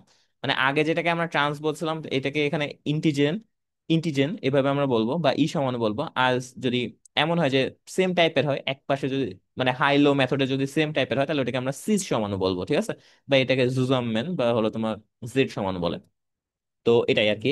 তো এখান থেকে একটা অবজেক্টিভ আসতে পারে যে সিস ভার্সেস ট্রান্সের বেলায়, তো এটা একটু মাথায় রেখো যে আমাদের ট্রান্সে এই যে ডাইপোল ক্রিয়েট হয় না, মানে এই যে তোমার দুইটা দুইটা মানে ডাইপোল ক্রিয়েট হয় না, সরি, এই যে ডাইপোল যে ক্রিয়েট হচ্ছে না, কারণ তোমার এদিকে টানছে সেম ভাবে, এভাবে টানছে, তার মানে টানটা সেম ভাবে খাচ্ছে। বাট এই জায়গাটা দেখো সিসের ক্ষেত্রে এইদিকে টানছে এদিকে, মানে ওই যে তোমার তড়িৎ-ঋণাত্মকতার কনসেপ্ট যদি ইউজ করি, এই জায়গাটা দ্রাব্যতা অনেক বেশি হয়, ঠিক আছে। এটা দ্রাব্যতা আছে, সিসের দ্রাব্যতা আছে বা ট্রান্সের দ্রাব্যতা নাই। স্ফুটনাঙ্ক সিসের বেশি হবে আর ট্রান্সের কম হবে। গলনাঙ্ক এটার কম হবে, এটার বেশি হবে। এটা একটু মাথায় রাখো। স্থায়িত্ব আবার হলো ট্রান্সের বেশি, কারণ কি, কারণ এটা দেখো একটা নিউট্রাল অবস্থা ক্রিয়েট করছে, সাম্যাবস্থা চলে গেছে, তার মানে এটা হলো ট্রান্সের স্থায়িত্বটা সিসের থেকে বেশি হবে, ঠিক আছে। তো এটা মাথায় রাখো। আচ্ছা, আলোক সমাণু, ঠিক আছে। তো আলোক সমাণুর জিনিসটা কি, আলোক সমাণুর ব্যাপারে আমাদের দুইটা শর্ত থাকতে হবে অবশ্যই, সেটা হলো কাইরাল কার্বন থাকবে। আমাদের অবশ্যই কাইরাল কার্বন থাকতে হবে, যে কার্বনের চার হাতে চারটা ভিন্ন মৌল, তাকে আমরা কাইরাল কার্বন বলি। তার মানে আমাদের একটা কার্বন আছে, তো এই কার্বনটা কি কাইরাল কার্বন, দেখো তো। দেখো এখানে আমি যদি একটু বলি যে এই কার্বনের দুই হাতে, একটাতে ক্লোরিন আয়োডিন আর একটাতে সেম সেম আছে, তার মানে এটা আমাদের কাইরাল কার্বন হিসেবে কাউন্ট হবে না। যদি আমাদের একটা এরকম থাকে যে একটা কার্বনের চারটাতে চারটা ভিন্ন মৌল থাকে, তাহলে ওইটাকে আমরা কাইরাল কার্বন বলবো। তার মানে যে কার্বনের চার হাতে চারটা ভিন্ন মৌল থাকে সেটাকে আমরা কি বলি, সেটাকে আমরা বলি কাইরাল কার্বন। আর এটা অবশ্যই আলোক সক্রিয় সক্রিয় হতে হবে। তো আলোক সক্রিয় ব্যাপারটা কি, যে আলোকটাকে যেটা তুমি মনে করো যে একটা টিউবের ভিতর নিয়ে এসছো, মনে করো যে এখানে একটা ওই যে জৈব যৌগটা দিছো, দেন একটা আলো পড়ছে, ওই আলোটাকে বাঁকাই দেবে, মনে করো একদিকে বাঁকাই দিচ্ছে বা একদিকে বাঁকাই দিচ্ছে, এটাকে আমরা বলবো আলোক সক্রিয়। তো এটা যদি দুইটা যদি কেউ করতে পারে তাহলে সেটা হবে কি, এটা আলোক সমাণু। আর সবসময় মাথায় রাখবে এটাকে অবশ্যই কাইরাল কার্বন থাকবে, প্রথম শর্ত এটা। তো এরকম অনেক কিছু আছে যে তুমি একটা আহ, তোমার ওই যে তোমার হলো আনপোলারাইজড তোমার আলোকে তুমি আর কি দিলা, দেন তারপর নিকল প্রিজম, এটা হলো পোলারাইজার হিসেবে কাজ করে, কিন্তু তারপরে তল সমাবর্তিত আলোতে পোলারাইজড আলোতে কনভার্ট করেছে। ওই আলোটা যখন একটা, তুমি একটা পাইপ নিছো, পাইপের ভিতর মনে করো যে ওই যে জৈব যৌগের কম্পাউন্ডটা নিছো, ওই জৈব মানে যৌগটা নিছো যেটা হলো কাইরাল কার্বন আছে, ওইটা যদি আলোটাকে অন্যদিকে বাঁকায় দেয় তাহলে ওইটাকে আমরা বলবো এটার ভিতরে আলোক সক্রিয় আছে, ঠিক আছে। তো যদি আমাদের ডান দিকে বাঁকায় তাহলে ওটাকে ডেক্সট্রো রোটেটরি বা ডি বলি, আবার যদি বাম দিকে ঘুরায় তাহলে ওটা লেভো রোটেটরি, এভাবে আমরা বলি, ঠিক আছে। আচ্ছা, এখানে একটা সিআরএন রুল আছে, সিআরএন রুলটা ইম্পর্টেন্ট আছে। যে আমাদের দেখো, আমরা সিআরএন, এই রুলটা কি বলে, এই রুলটা বলে যে কার্বন যুক্ত মানে তিনটা, মনে করো আমাদের একটা জিনিস মাথায় রাখতে হবে, যে সি যুক্ত যদি কার্যকারী মূলক থাকে, যেমন COOH এগুলা যেটা আছে সেগুলোকে আমরা সি হিসেবে কাউন্ট করব, ঠিক আছে। তারপরে আর যারা অ্যালকাইল মূলক থাকে বা হাইড্রোজেন হিসেবে, যদি অ্যালকাইল মূলক না থাকে তাহলে হাইড্রোজেন হিসেবে যারা আছে তাদেরকে আমরা আর হিসেবে কাউন্ট করব। আর যেগুলো হলো বাকি আছে, যেগুলো সিও নাই, তারপরে অ্যালকোহল মূলক নাই, সেগুলোকে আমরা বাকিগুলা বা এন হিসেবে কাউন্ট করব।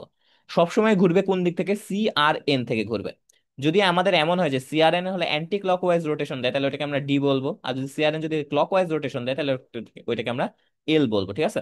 তো এটা আসলে মেইনলি সিআরএন রুল যেটা আছে কার্যকারী মূলকের অরিয়েন্টেশনটা বোঝায়। তো আমি একটু দেখি ব্যাপারটা কি বলছে, ঠিক আছে। তো আমি তোমাকে এইটা দেখা দরকার নেই, তুমি আমাকে একটা কম্পাউন্ড দিচ্ছি, দেখো যে এই জায়গাটায় তুমি দেখো যে এখানে আমাদের এরকম আছে, মনে করো এটা, এটা দেখো, বা এখানে মনে করো যেখানে হাইড্রোজেন আছে আর এখানে ওএইচ আছে। তো আমরা আগে ফাইন্ড আউট করবো সিআরএন কোথায় দেওয়া হয়।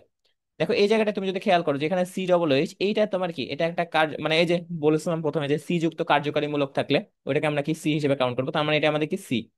উইস যেটা আছে এখানে কি কোনো সি আছে বা অন্য কিছু আছে, না, তার মানে এটা আসলে এন হিসেবে কাউন্ট হয়, ঠিক আছে। CH3 যেটা আছে সেটাকে আমরা কি হিসেবে কাউন্ট করবো, দেখো এটা একটা কি অ্যালকাইল মূলক না, অ্যালকাইল মূলক, অ্যালকাইল মূলককে আর। তো আমাদের ঘোরাতে হবে কোন দিক দিয়ে, CRN, তার মানে সি থেকে আর এ ঘুরবে, দেন তারপরে এন, দেখো তো কোন দিকে ঘুরলো, ক্লকওয়াইজ রোটেশন দিচ্ছে না, ঘড়ির কাঁটার মতো রোটেশন দিচ্ছে না। তাহলে এইটাকে আমরা বলবো, যদি আমাদের কোনো কিছু ঘড়ির কাঁটার দিকে রোটেশন দেয় তাহলে ওটাকে আমরা বলবো এল। সেটার আগে সামনে লিখবো কি এল, যদি অ্যান্টি ক্লকওয়াইজ হয় তাহলে ডি। তো এটাকে আমরা বলি ল্যাকটিক অ্যাসিড, তাহলে এটা হবে কি, এটা হবে এল ল্যাকটিক অ্যাসিড। বুঝতে পারছো? এই জায়গাটা দেখো যে আমাদের এখানে আমি এটা চেঞ্জ করেছিলাম, এখানে ওএইচ আছে এখানে এইচ আছে।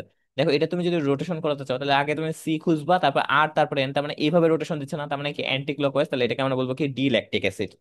তো এটা একটু মাথায় রাখো। এনানসিওমার জিনিসটা কি, এনানসিওমারটা হলো এরকম যে যে আলোক সমানোদয় আলোকে সমান কোণে বিপরীত বাঁকায় সেটাকে আমরা বলি এনানসিওমার।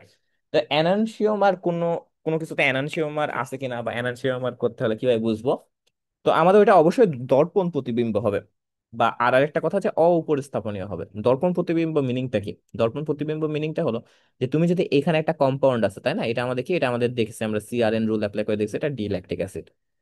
তো এখন এটার সামনে তুমি যদি একটা আয়না নিয়ে আসো, তাহলে তুমি এমন হবে না, তুমি যদি একটা আয়নাতে তুমি যদি প্রথম যে আঙ্গুলটা সামনে করবা সেই আঙ্গুলটারই বিপরীত দিকে দেখবা যে প্রথমে বা আয়নার কাছাকাছি আসছে, এমন হয়ে যাচ্ছে না। তো ওই রকম হবে যে এইচ মূলকটা এখানে আছে, তার মানে এইচ মূলকটা এখানে হবে, দেন তারপরে ও ও, তারপরে সি, তারপরে সি, তারপরে CH3, তারপরে এইচ। দেখো তো এই জিনিসটা পুরোটার এটা একটা আয়নার বা দর্পণ প্রতিবিম্ব হয়ে গেছে না, দেখো পুরোটার একটা মিরর ইমেজ ক্রিয়েট করেছে না। তাহলে এটা যদি ডিল্যাকটিক অ্যাসিড হয়, এটা এল ল্যাকটিক অ্যাসিড হবে, তুমি সিআরএন রুল অ্যাপ্লাই করে দেখবা। এটা হলো পরস্পরের এনানসিওমার। আর এটা অপরিস্থাপনীয় বলতে কি বোঝাচ্ছে, মনে করো যে এটা একটা ত্রিভুজ আর এটা হলো একটা চতুর্ভুজ, এটা একটা চতুর্ভুজ, এটা একটা ত্রিভুজ। এখন তুমি যদি এই জায়গাটায় এই কম্পাউন্ডটাকে তুলে নিয়ে এসে এটার উপর লাগাতে চাও, এটা কি হবে? দেখো তো এই যে এই জায়গাটায় চতুর্ভুজটা এটার উপর বসবে, বসবে না, ফিট হবে না, বা এটার হলো এটাও বসবে না। তো এই যে ফিট হচ্ছে না, এটাকে আমরা বলি অউপস্থাপনীয়, মানে এটা উপস্থাপনীয় না, মানে হুবহু সেম হবে না এটা, ঠিক আছে। আচ্ছা, তো রেসিমিক মিশ্রণ কি, যে কোনো একটা, মনে করো যে এমন হয়েছে যে তুমি একটা পাত্র নিছো, এখানে তুমি ডি ল্যাকটিক অ্যাসিড যেটা আছে, ডি ল্যাকটিক অ্যাসিড হলো তুমি 1 মোলার পরিমাণ দিছো, আবার এল ল্যাকটিক অ্যাসিড যেটা আছে সেটা তুমি 1 মোলার পরিমাণ দিচ্ছ, মানে তুমি দুইটা সেম। দুইটা যদি সেম পরিমাণ দাও, তার মানে এ প্লাস বি, এই যে সেম পরিমাণ দাও, তাহলে আলো যদি আসে, দেখো ডি ল্যাকটিক অ্যাসিডটা মনে করো যে এটাকে ডান দিকে ঘুরাই, আর এল ল্যাকটিক অ্যাসিডটা বাম দিকে ঘুরাই। তাহলে এমন তুমি সেম টাইপের দুইটা কম্পাউন্ড দিছো, মানে একটা আরেকটার বিপরীত, তাহলে এমন হতে হবে না যে আলো যদি এদিকে ঘুরতে যায়, এটা হঠাৎ করে মাঝখান দিয়ে চলে যাবে। কারণ কি, নিউট্রাল হয়ে গেছে, কারণ তুমি ডি ল্যাকটিক অ্যাসিডও দিছো, ওইটারই বিপরীত জিনিস সেম ভাবে দিছো। মনে করো যে তুমি 1 মোলার পরিমাণে সোডিয়াম হাইড্রোক্সাইড দিছো, আর 1 মোলার পরিমাণ অ্যাসিড মানে H2SO4 মানে HCl দিছো মনে করো, তাহলে এটা কি প্রসম হয়ে যাবে না, বা নিউট্রাল হয়ে যায় না? তো এটা তো তোমার অ্যাসিড বেস কোনোটাই বলবে না, এটা তো নিউট্রাল হয়ে যাবে, ওইরকম ব্যাপারটা হয়ে যাবে। একটা জিনিস মনে করো আলোককে এদিকে ঘোরানো ট্রাই করবে, আবার এই আর একটাও সেম ভাবে এদিকে ঘোরানো ট্রাই করছে, তাহলে কি ওটা মাঝখান দিয়ে চলে যাবে না? একজন এদিক দিয়ে টানছে, এদিক দিয়ে টানছে, তার মানে সোজা সোজা চলে যাবে না? ওই জিনিসটাকে আমরা বলি রেসিমিক মিশ্রণ। তার মানে এনানসিওমারের সমমোলার মিশ্রণকে, মানে এনানসিওমার হতে হবে পরস্পর, এই দুইটার সমমোলার মিশ্রণকে আমরা কি বলি, ওইটাকে আমরা বলি রেসিমিক মিশ্রণ। আর এখানে তোমার যেটা হবে, আলোটা সোজাসুজি চলে যাবে, ওইটাকে আমরা বলি আলোক নিষ্ক্রিয়। ঠিক আছে, তুমি এটা এক্সপেরিমেন্ট করেও দেখতে পারবা। ডায়াস্টেরিওমারটা কি? ডায়াস্টেরিওমারটা হলো এমন একটা মিশ্রণ যেটা হলো আলোক সক্রিয়। এটা দর্পণ প্রতিবিম্ব হয় না। আগের বার দেখো এনানসিওমারে কি হয়েছিল, দর্পণ প্রতিবিম্ব হয়েছিল, বাট এটা কি হয়েছে, দর্পণ প্রতিবিম্ব হয় না। আর এটাও সেম অউপস্থাপনীয় হবে। তো দেখো যে এই একটা কম্পাউন্ড আছে, এই কম্পাউন্ডটার, এটা যদি আমি এনানসিওমার বের করতে চাই, তাহলে যেটা ওএইচ থাকবে সেটা এদিকে দেবো, এইচ থাকলে এটা, মানে যেটা আয়নার কাছাকাছি আছে সেটা এইভাবে দেবো, আর যেগুলো দূরে দূরে আছে সেগুলো দূরে দূরে দেবো। দেখো এটা হয়ে গেছে, এটা পরস্পর এনানসিওমার। এখন তুমি এই এনানসিওমারের এই যে এ পার্টটাকে তুমি যদি একটু ব্রোমিনটাকে এদিকে দাও, হাইড্রোজেনটাকে এদিকে দাও, এই যে চেঞ্জ করে দিলা না, এইবার দেখো তো এটার সাথে এটার 1 নম্বরের সাথে 3 নম্বরে কোন রকম দর্পণ প্রতিবিম্ব হয়েছে? হবে না তো, কারণ এটা ওএইচ আছে আগে, ওএইচ আছে আগে, ঠিক আছে, বাট এটা এইচ আছে, আছে এখানে ব্রোমিন আছে, তার মানে কি দর্পণ প্রতিবিম্ব হয়নি। আবার এটার উপর এটা তুমি যদি বসাতে চাও, তাহলে এটা কি বসবে না? অপস্থাপনীয় হবে। তার মানে এটা কি, এইটা হলো পরস্পরের তোমার হলো ডায়াস্টেরিওমার, মানে 1 আর 3 পরস্পরের ডায়াস্টেরিওমার। বা তুমি এইভাবে বলতে পারবো যে 2 আর 3ও পরস্পরের ডায়াস্টেরিওমার। কেন? কারণ এইচটা আর ওএইচটা, এটা তো এই যে প্রথমে এটা দর্পণ প্রতিবিম্ব হয়নি, আর এটাও অপস্থাপনীয় হবে, এই জিনিসটা হবে। ঠিক আছে, আচ্ছা। তো এটা আমরা বুঝতে পেরেছি। তো মেসো কম্পাউন্ডটা কি? মেসো কম্পাউন্ডটা খুবই ইম্পর্টেন্ট একটা জিনিস, মেসো কম্পাউন্ড। তো মেসো কম্পাউন্ডটা হলো এমন যে দুটি অংশ প্রতিবিম্ব হবে, মানে একটা যৌগের দুইটি অংশ যদি প্রতিবিম্ব হয়, আর একটি তলের সাপেক্ষে প্রতিসম হবে, একটি অংশ বামে আর একটি অংশ ডানে ঘোরাবে, আর লাস্টেরটা হলো যৌগটা আলোক নিষ্ক্রিয় হবে। তো দেখো যে এই একটা কম্পাউন্ড আমি লিখেছি, দেখছো? যে দেখো আমি এখানে, আচ্ছা কম্পাউন্ডটা আমি এখানে লিখি, এটা এখানে এদিকে তাকিও না। দেখো এই যে আমি এখানে একটা কম্পাউন্ড লিখেছি, মনে করো এইচ, এখানে একটা কার্বন এইচ, ওইচ, আর এখানে তোমার COOH, আর এখানে তোমার কি COOH। ঠিক আছে, তো এইখানে তুমি যদি একটু খেয়াল করো, যে আমাদের প্রথমে দুটি অংশ প্রতিবিম্ব হবে একটি তলের সাপেক্ষে। তুমি মাঝখান থেকে একটা তল কল্পনা করো, এটা একটা মাঝখানে তল। তো দেখো এইচ এর সাপেক্ষে এটা এইচ প্রতিবিম্ব, ওইচ এর সাপেক্ষে ওইচ প্রতিবিম্ব, COOH এর সাথে COOH প্রতিবিম্ব। তাহলে এটা কি, দুটি অংশ প্রতিবিম্ব হয়েছে, একটা তলের সাপেক্ষে প্রতিসম হয়েছে না, হুবহু সেম টাইপের হয়েছে না? একটি অংশ বামে আরেকটি অংশ ডানে ঘোরাবে। এখন বামে ঘোরাবে নাকি ডানে ঘোরাবে, এটা আমাদের জন্য কি রুল অ্যাপ্লাই করতাম বলো তো? CRN রুল অ্যাপ্লাই করতাম না? তো এটা কি COOH কি, এটা সি আমরা কাউন্ট করব। যদি একটা অ্যালকাইল মূলক থাকে তাহলে ওটাকে আর বলবো, আর যদি অ্যালকাইল মূলক না থাকে তাহলে হাইড্রোজেন থাকে, এই যে দেখো এখানে বলেছিলাম CRN রুলে অ্যালকাইল মূলক না থাকে, যদি এইচ মূলক মানে এইচ যদি কোনো কিছুতে থাকে, তাহলে ওটাকে আর হিসেবে কাউন্ট করব। তাহলে এটা আমরা দেখি, এটা আমাদের আর, আর এটা কি, এটা আমাদের এই যে আদার্স এন, এটার ক্ষেত্রে কি CRN। এবার দেখো সি থেকে আর এ যাবে, আর থেকে এন এ যাবে, তার মানে কি এদিকে রোটেশন দিচ্ছে না? দেখো তো এরকম রোটেশন দিচ্ছে না? তাহলে এটা কি অ্যান্টি ক্লকওয়াইজ রোটেশন দিচ্ছে। তাহলে অ্যান্টি ক্লকওয়াইজ রোটেশন দিলে কি এটা ডি না? ডি অনুযায়ী ঘোরাবে। ডি আমরা বলতাম ওই যে ডি অনুযায়ী ঘুরাই। আর এইটার ক্ষেত্রে দেখো তো, এখান থেকে সি থেকে আর এন, তার মানে এটা কি এরকম করে ঘোরাচ্ছে না? তার মানে এটা কি, এটা কি ক্লকওয়াইজ রোটেশন দিচ্ছে না? তাহলে এটা কি, এটা হলো আলোকে আরেকটা পুরো বিপরীত দিকে ঘোরাবে। ফলে যেটা হবে যে আলোটা একবার এদিকে যাচ্ছে একবার এদিকে যাচ্ছে, যে সোজাসুজি চলে যাবে। ফলে এটা কি, আলো নিষ্ক্রিয় হয়ে যাবে না? তাহলে একটা অংশ বামে ঘোরাবে, একটা অংশ ডানে ঘোরাবে। এটাই হলো তোমার মেসো কম্পাউন্ড। এই যে আমি কম্পাউন্ডটা লিখলাম না, পুরো হুবহু সেম, এটাকে আমরা বলি টার্টারিক অ্যাসিড।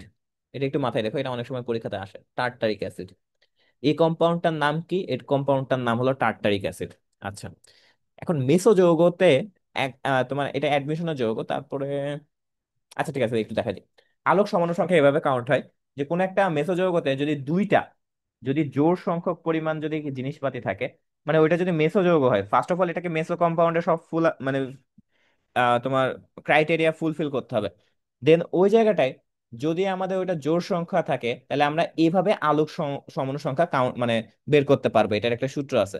যদি মেসো কম্পাউন্ড হয় আর মেসো যৌগ না হলে, দুইটা আছে, তো মেসো যৌগ যদি একটা হয় তাহলে যদি আমাদের এন এর সংখ্যা মানে কাইরাল কার্বন সংখ্যা, কাইরাল কার্বন মনে আছে যে কার্বনের চারটা হাতে ভিন্ন মৌল থাকে, এটার সংখ্যা যদি দুইটা হয় বা জোড় সংখ্যা হয় তাহলে ওইটাকে আমরা C2n-1 দিয়ে আমরা আলোক সমাণু সংখ্যা বের করব।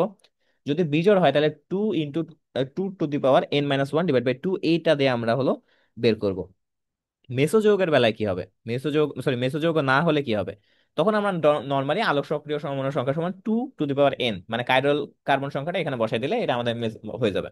তো এই জিনিসটা আমি একটু দেখাচ্ছি। মনে করো যে এই যে ল্যাকটিক, এটা আমাদের টার্টারিক অ্যাসিড ছিল না, তো টার্টারিক অ্যাসিডে আমি দেখছি যেটা আসলে দেখি যে কয়টা কাইরাল কার্বন দেখি। দেখো তো এই কার্বনের কথা একটু ভাবো, এই কার আচ্ছা হ্যাঁ, এই কার্বনটার কথা ভাবো। এটার কি তিন পাশে তিন রকমের মানে চারপাশে চার রকমের জিনিসপাতি আছে। দেখো তো, একটাতে আছে C+H, একটাতে হাইড্রোজেন, একটা OH, আর একটাতে পুরা এই কম্পাউন্ডটা আছে। তাহলে কি এটা অবশ্যই কাইরাল কার্বন। এবার এই কার্বনটার কথা ভাবি, একটাতে হাইড্রোজেন আছে, একটা OH আছে, একটা C+H আছে, আর একটাতে পুরা এই কম্পাউন্ডটা আছে না। তার মানে কি দুইটা কাইরাল কার্বন আছে। তো এটা তো আমরা আবার মেসো যৌগ বলেছে। তো এটা হলো তোমার কাইরাল কার্বন সংখ্যা 2, আবার এটা কি তোমার হলো মেসো কম্পাউন্ড। তো মেসো কম্পাউন্ডের ক্ষেত্রে 2^n-1 ইউজ করতে হবে। তাহলে এটার আলোক সমাণু সংখ্যা কয়টা, 2^2-1, তার মানে 2^1, তার মানে দুইটা। তার মানে এই যে টার্টারিক অ্যাসিডের তুমি কয়টা সমাণু সংখ্যা পাবা, দুইটা পাবা। যদি এটা হলো তোমার মেসোযৌগ না হতো, যেমন মনে করো যে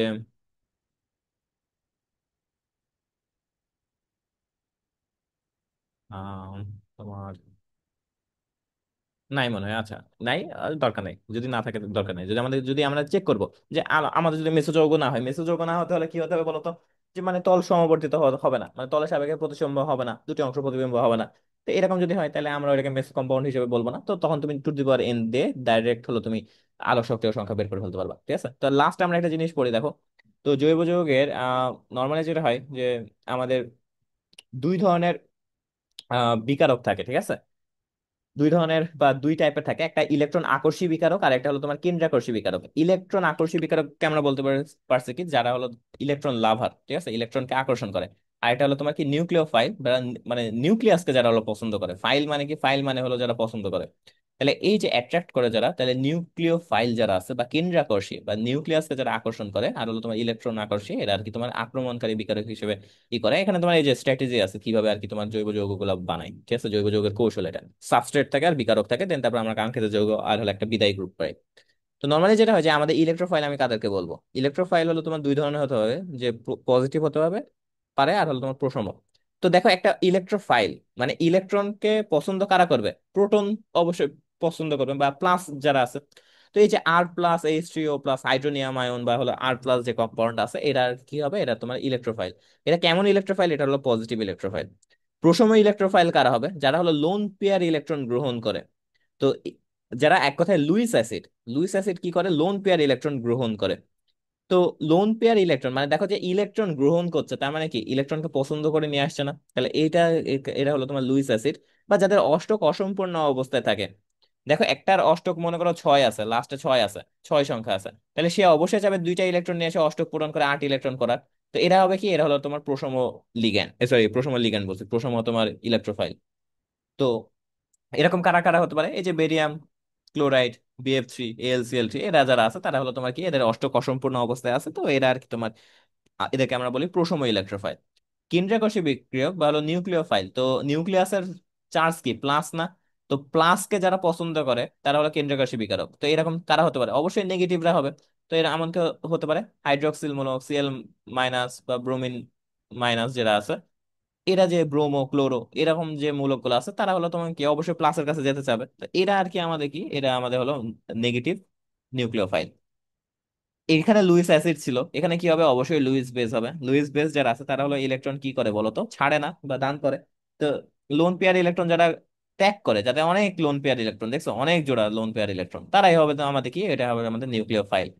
তো এরা আমাদের হলো এই যে অনেকগুলো ইলেকট্রন, তার মানে অনেক নেগেটিভ এরা হিসাব মতে, কারণ তাদের কাছে অনেক ইলেকট্রন। তো এই ইলেকট্রন গুলো যারা দান করবে তারাই হলো তোমার কি, ওরা হলো লুইস বেস যারা আছে তারাই হলো নিউক্লিওফাইল। আর অষ্টক সম্প্রসারিত যাদের যাদের কাছে অনেক ইলেকট্রন আছে, এখানে যেমন অষ্টক অসম্পূর্ণ ছিল, এখানে অষ্টক যাদের কাছে অনেক বেশি আছে মানে সম্প্রসারিত, তারা হলো তোমার কি হবে, এটা আমাদের পজিটিভ মানে অষ্টক সম্প্রসারিত নিউক্লিওফাইল হিসেবে কাউন্ট হবে। আচ্ছা, তো এখানে বন্ধন বিভাজনে অনেক ব্যাপার আছে, আমাদের সুষম বন্ধন বিভাজন, বিষম বন্ধন বিভাজন, এখান থেকে আমাদের MCQ আসে দেখবা। তো এরকম তিন ধরনের আছে। ফ্রি রেডিকেল যদি আমাদের একবারে সুষম বিভাজন, মনে করে একটা কার্বন কার্বনের ভিতর থেকে একবারে সোজাসুজি ভেঙে যায়, তাহলে এটাকে আমরা সুষম বিভাজন বা ফ্রি রেডিকেল বলি। আর যদি এমন হয় যে তোমার বিষম বিভাজন, মনে করো যে বিষম বিভাজন দুই রকম হতে পারে, যেটা হলো কার্বোক্যাটায়ন আর কার্বন আয়ন আকারে। তো এগুলো আসলে আমরা ইলেকট্রোনেগেটিভিটি বা তড়িৎ-ঋণাত্মকতার যে ব্যাপারগুলো আছে না, ওইটার উপর ভিত্তি করে করি। যেমন মনে করো যে এখানে একটা কার্বন আছে, ফ্লোরিন আছে, অবশ্যই ফ্লোরিনের তড়িৎ-ঋণাত্মকতার মান 4 আর এটা হলো 2.5। তাহলে অবশ্যই যেটা হবে যে ফ্লোরিন ইলেকট্রন গুলো টান মারবে, কারণ তড়িৎ-ঋণাত্মকতা কনসেপ্ট থেকে আমরা এটা জানি। পরে যেটা হবে যে ইলেকট্রন যদি টান মেরে নিয়ে যায়, তাহলে তোমার কি এফ মাইনাস মাইনাস হয়ে যাবে, আর এটা কি সি প্লাস হয়ে গেল না? এই যে নতুন একটা জিনিস ফর্ম করলো, এটাকে আমরা বলি কার্বোকেটায়ন, ঠিক আছে, বা কার্বনিয়াম আয়ন বলি। আর যদি এমন হয় যে কার্বন আছে সোডিয়াম আছে, তাহলে এখান থেকে অবশ্যই সোডিয়ামের তৈরি ঋণাত্মকতার মান কম। তো এই কার্বন কি করবে, ইলেকট্রনটা নিজের কাছে নিয়ে চলে আসবে, নিজের কাছে যদি ইলেকট্রন নিয়ে রাখে বা মাইনাস আয়ন গঠন করে, তাহলে ওটাকে আমরা বলবো কার্বন আয়ন। তার মানে ইলেকট্রন হারাই ফেললে কার্বোকেটায়ন, আর যদি ইলেকট্রন নিয়ে ফেলায় তাহলে সেটা হবে কি কার্বন আয়ন। আচ্ছা, তো এইগুলার একটা চার্ট আছে, এই চার্টটা থেকে শিওর এমসিকিউ পাবা, 100% শিওর এমসিকিউ পাবা, এটা আমি খুবই ইম্পর্টেন্ট ভাবে বলছি, এমসিকিউ পাবা। তো এই চারটা একটু মুখস্থ দেখো, এটা কনসেপ্ট গুলো অনেক কাহিনী আছে, কনসেপ্ট গুলো বুঝতে পারলে বুঝো। কারণ ওই যে আমি একাডেমিকে অনেক অনেক বিস্তারিত এটা বলেছিলাম। তো এখন আমাদের যেটা দরকার সেটা আমি পড়াচ্ছি, দেখো। কার্বোক্যাটায়ন, কার্বন ফ্রি রেডিক্যাল আর কার্বন আয়ন। দেখো এই দুইটা সেম, এই দুইটা সেম, পুরোপুরি হুবহু সেম হবে। কার্বোক্যাটায়ন আর কার্বন ফ্রি রেডিক্যালের কনসেপ্ট পুরোপুরি হুবহু সেম হবে, আর কার্বন আয়নের কনসেপ্টটা উল্টা হবে। ঠিক আছে, তো এটা একটু মাথায় রাখো। তো এখান থেকে আসলে কোশ্চেন গুলো আসে কিভাবে, সক্রিয়তার ক্রম আসে। দেখো এই কার্বোক্যাটায়নের মধ্যে সি প্লাস যেটা আছে, সেটা হলো সক্রিয়তার ক্রম যেটা আছে, সিএসটি সবচেয়ে বেশি সক্রিয়, তারপর 1 ডিগ্রি, 2 ডিগ্রি, 3 ডিগ্রি। তার মানে একটা কথা মাথায় রাখো, আমি এভাবে মাথায় রাখতাম যে কার্বোক্যাটায়নের বেলায় এগুলা কোথায় থেকে শুরু হবে, সবচেয়ে সক্রিয় কে 1, 2, 3। মাথায় রাখবে এই সংখ্যাটা, 1, 2, 3 হলো সবচেয়ে বেশি এ সক্রিয়, তারপর 2, তারপর 3, আর তার আগে সিএসটি মূলক এটা আছে সবচেয়ে বেশি সক্রিয়, প্লাস যেটা আছে। তাহলে এটা যদি সক্রিয় হয়, একটা জিনিস যদি সক্রিয় হয়, মানে মনে করো যে অ্যাক্টিভ, তাহলে সে কি সবার আগে পালায় যাবে, এরকম হবে না। তাহলে এটা কি স্থিতিশীল হবে? তাহলে স্থিতিশীল পুরো জিনিসটা উল্টা হবে না? তার মানে স্থিতিশীল সবচেয়ে 3 নম্বর, তারপর 2 নম্বর, 1 নম্বর, তারপর সিএসটি। মনে রাখতে পারবা? যে বেশি সক্রিয় হবে একটা, মানে একটা জিনিসে মারামারি যে তাড়াতাড়ি করবে, সে অবশ্যই হলো স্থিতিশীল না, এরকম হবে। তাহলে সবচেয়ে বেশি স্থিতিশীল কি হবে, 3, 2, 1, মানে উল্টাটা হবে। কার্বন ফ্রি রেডিক্যাল বেলায় সেম, এটাও তুমি কি দিবা, 1, 2, 3। এরা আর কি কি সবচেয়ে বেশি সক্রিয়, তাহলে হলো মানে স্থিতিশীল হলো 3, 2, 1, আর লাস্টে কে সিএইচটি, এই যে ডট এটা। তো এখন এটা তো আমরা বুঝতে পেরেছি মোটামুটি। এখন কথা হচ্ছে যে কার্বন আয়নের বেলায় আমি পুরাটা উল্টা বলেছিলাম, আগের বার হলো আমি সক্রিয়তাকে বলেছিলাম 1, 2, 3, এটা কি হবে, এর সক্রিয়তা হলো 3, 2, 1, 3, 2, 1। আর তাহলে স্থিতিশীলতার ব্যাপারটা কি হবে, 1, 2, 3। ঠিক আছে, তাহলে আমি জাস্ট এটা মাথায় রাখতাম যে হলো কার্বন আয়নটা বাকি দুইটা থেকে উল্টা হবে। আর কার্বো ক্যাটা কার্বো ফ্রি কার্বো ক্যাটায়ন বা কার্বন ফ্রি রেডিক্যালের বেলায় 1, 2, 3 হলো সবচেয়ে বেশি সক্রিয় হবে, 1 ডিগ্রি, 2 ডিগ্রি, 3 ডিগ্রি। ঠিক আছে, তাহলে 1, 2, 3। আর লাস্টেরটা কি হবে, কার্বন আয়ন হলো 3, 2, 1। ঠিক আছে, সক্রিয়তার ক্রম বলছে, আর স্থিতিশীলতা উল্টা হবে। তো এটা একটু মাথায় রেখো, তাইলে হবে। তো এখন আমরা একটু অবজেক্টিভে চলে যাই, দেখো যে আমাদের অবজেক্টিভ। আচ্ছা দেখো, অবজেক্টিভ এর বেলায় একটু দেখি, কারো কি কোনো কোশ্চেন আছে এতক্ষণ যা পড়াইছে? হুম। আমরা অবজেক্টিভ সলভ করি, তো অবজেক্টিভ সলভ করতে করতে আমরা হলো অনেক কিছু বুঝবো, ঠিক আছে। অবজেক্টিভ সলভ করাই আমাদের মেন। তো দেখো আমাদের প্রথমে কি আছে, বেনজেল ডিহাইড যৌগে কয়টি সিগমা বন্ধন আছে? এই কোশ্চেনকে তোমরা দেখতে পাচ্ছ নাকি ছোট লাগছে অনেক, একটু বলো তো। পাচ্ছি ভাই। আচ্ছা, বেনজাল ডিহাইড যৌগে কয়টা সিগমা বন্ধন আছে? বেনজাল ডিহাইড কিভাবে বানাই, একটা বেনজিন নিয়ে আসতে হবে অবশ্যই আমাদের, তাই না? বেনজিন থাকবে আর একটা কি সিএইচও মূলক থাকবে, ডিহাইড। তাহলে এটা কি বেনজাল ডিহাইড। তো এটা তুমি যদি দাও, তাহলে এখানে একটা কার্বন দুইটা, মানে একটা কার্বন এখানে একটা হাত, দুইটা হাত, তিনটা হাত, চারটা হাত, পাঁচটা, ছয়টা, এরকম করে আমরা লিখতে পারি। তো এটাকে আমরা যদি একটু বিস্তারিত লিখি, তাহলে এটা এরকম হবে না, দেখো তো।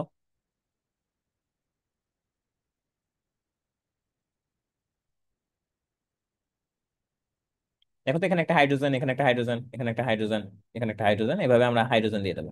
আর এখানে কি সিএইচইউ মূলক, তাই না? তাহলে এখানে তোমার কি একটা এইচ থাকবে আর একটা ও, এরকম থাকবে। আচ্ছা, এবার আমাদের বলছে যে বেনজাল ডিহাইডের যৌগে কয়টা সিগমা বন্ধন আছে। সিগমা বন্ধন এবারে আমি একটু কাউন্ট করি, একটা, দুইটা, তিনটা, চারটা, পাঁচটা, ছয়টা, সাতটা, আটটা, নয়টা, 10টা, 11টা, 12টা, 13টা, 14টা। তার মানে আমাদের কয়টা হয়েছে, 14টা হয়েছে। তোমার এটা কি হবে, এটা হবে আমাদের 14টা। বুঝতে পেরেছো? এই বুঝতে পেরেছো এটা কি বললাম? এভাবে আমরা জাস্ট স্ট্রাকচার রাখে এটা আমাদের বের করতে হবে। আচ্ছা, এবার দেখো যে আমাদের বলছে C4H এর যৌগটিতে কয়টা সিগমা বন্ধন আছে। আচ্ছা, সবার আগে বলো তো C4H8 এটা আসলে কি? এটা কি অ্যালকেন নাকি অ্যালকিন নাকি অ্যালকাইন, এটা বলো তো একটু। হ্যাঁ, অ্যালকিন ভাইয়া। অ্যালকিন, কারণ হলো এটার কার্বন সংখ্যা দ্বিগুণ হবে। ওইটাই হবে আমাদের মানে কার্বন সংখ্যা যেটা আছে হাইড্রোজেন সংখ্যা দ্বিগুণ হলো এটা আমরা অ্যালকিন বলি। তাহলে অবশ্যই এটা স্ট্রাকচারটা এমন হবে, তুমি প্রথমে চারটা কার্বন দিয়ে দিবা, একটাতে অবশ্যই মাস্ট বি ডাবল বন্ড দিয়ে দেবা, তাইলে শেষ। এবার বাকিগুলাতে একটা একটা বন্ড আর হলো কার্বনের মানে তোমার বাকি বন্ড গুলা, বাকি যেগুলো আছে সেগুলো হাইড্রোজেন দ্বারা ফিল আপ করতে হবে, তাইলে হয়ে গেছে আমাদের, তাহলে আমাদের স্ট্রাকচার হয়ে গেছে। দেখো তো হাইড্রোজেন আটটাই বসবে, দেখো যদি আটটা না বসে তাহলে মনে করবো যে ভুল হয়েছে আমাদের। তাহলে দেখো যে এখানে হাইড্রোজেন দেখো কয়টা বসছে, একটা দুইটা তিনটা চারটা পাঁচটা ছয়টা সাতটা আটটা, তার মানে এটা আমাদের ঠিক হয়েছে। এবার আমাদের জাস্ট বলছে সিগমা বন্ধন কয়টা, এবার তো আমরা পারবো তাই না। এখানে আছে একটা দুইটা তিনটা চারটা পাঁচটা ছয়টা সাতটা আটটা, এখানে কি আমরা একটা পাই আছে একটা তোমার হলো ইয়ে আছে সিগমা। তাহলে কয়টা ছিল, একটা দুইটা তিন চার পাঁচ ছয় সাত আট নয় 10 11, তাহলে আমাদের এটা কত হবে, এটা হবে আমাদের 11। 11। আচ্ছা, এবার বলছে C5H12 সংকেত বিশিষ্ট যৌগের কতটি সমাণু সম্ভব। আচ্ছা, এই জিনিসটা আমি তোমাদেরকে একটু মানে এইভাবে করাই, ঠিক আছে। দেখো, একটা আলাদা স্লাইড নাও, আমি একটু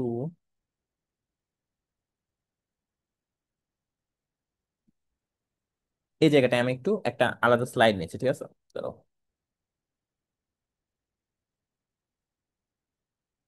আচ্ছা এখানে করাই, যেখানে আমি করাইছি সেখানে করাই, তাহলে আমাদের আরো মনে থাকবে।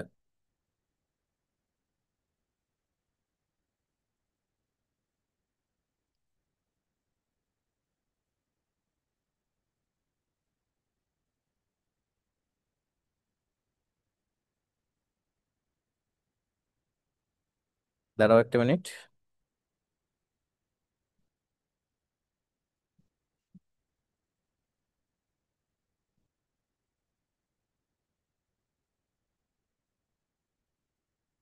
হ্যাঁ দেখো, এই জায়গাটায় আমরা একটা জিনিস করি, সেটা হলো এই যে কয়টা সমাণু সম্ভব, এসব ব্যাপারগুলো না মানে মনে রাখা সবচেয়ে বেশি মানে টাফ।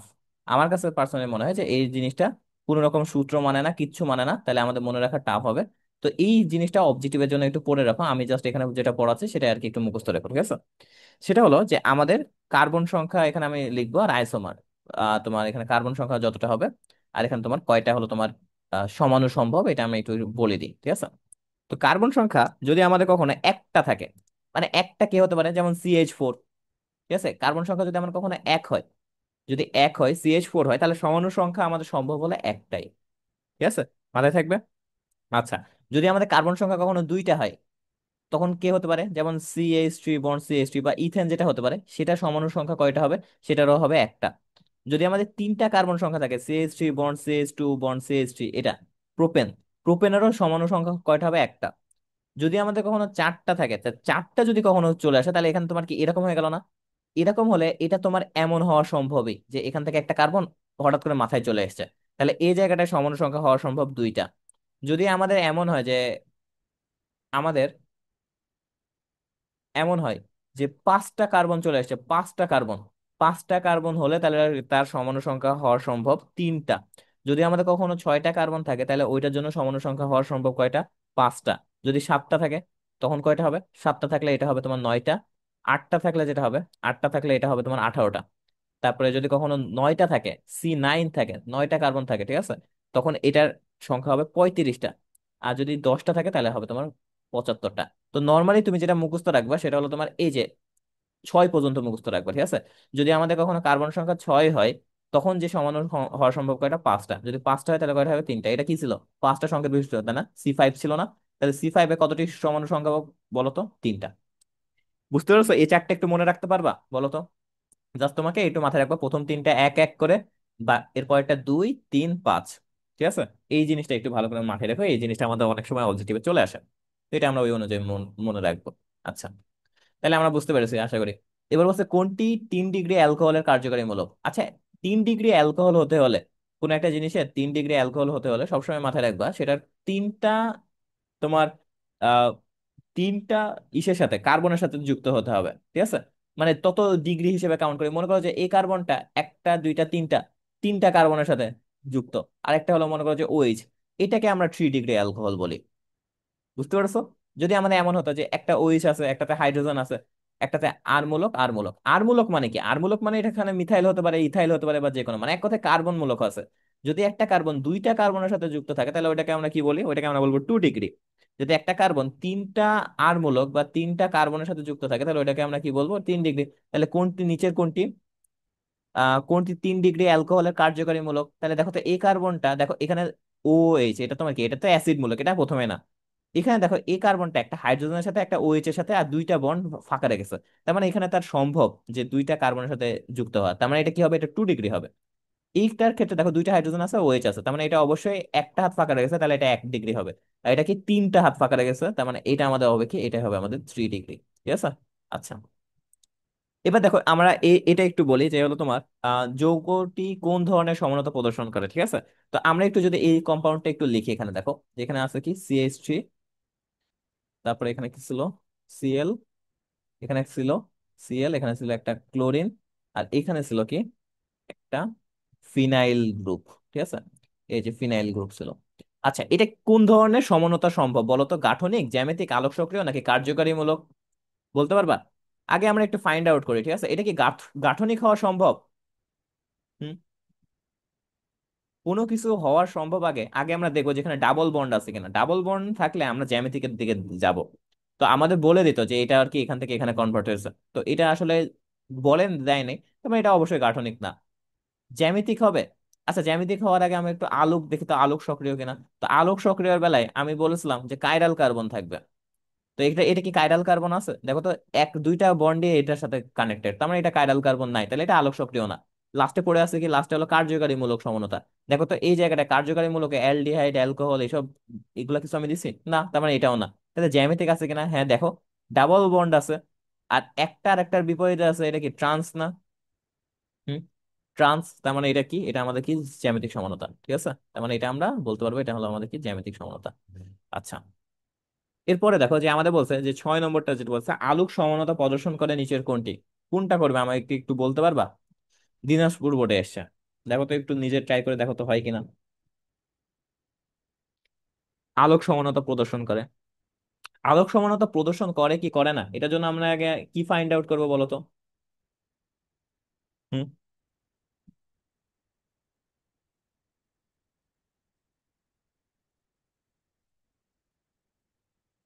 হ্যালো, জি ভাই। যে এখানে দেখো কাইরাল আলোক কার্বন সম, দেখতে হবে না ভাই? হ্যাঁ কাইরাল কার্বন দেখতে হবে, তাহলে তুমি দেখো যে কাইরাল কার্বন এখানে কি মানে ই করে কিনা। দেখো আমি একটু তোমাকে বলি, ঠিক আছে, আমি তোমাকে একটু হেল্প করি। এই জায়গাটায় তুমি একটু খেয়াল করো যে বিউট টু অল বলেছে, তাই না? তাহলে এখানে অবশ্যই বিউট আছে, তার মানে এখানে কার্বন কার্বন কার্বন কার্বন এইটুকু আছে, এইটুকু আমরা শিওর, তাই না? আচ্ছা, এবার দেখো যে এখানে 2 নম্বর কার্বনে অল আছে, তার মানে ওএইচ আছে। তাহলে এখানে তো আমার থাকবে কি CH2, এখানে থাকবে কি CH2, 2 3 4, হ্যাঁ ঠিক আছে, এখানে তোমার কি, এখানে থাকবে CH3, আর এই জায়গাটা থাকবে কি এইচ। দেখো তো এইখানে কি কাইরাল কার্বন আছে? তোমার কি দেখে মনে হচ্ছে এখানে কাইরাল কার্বন আছে?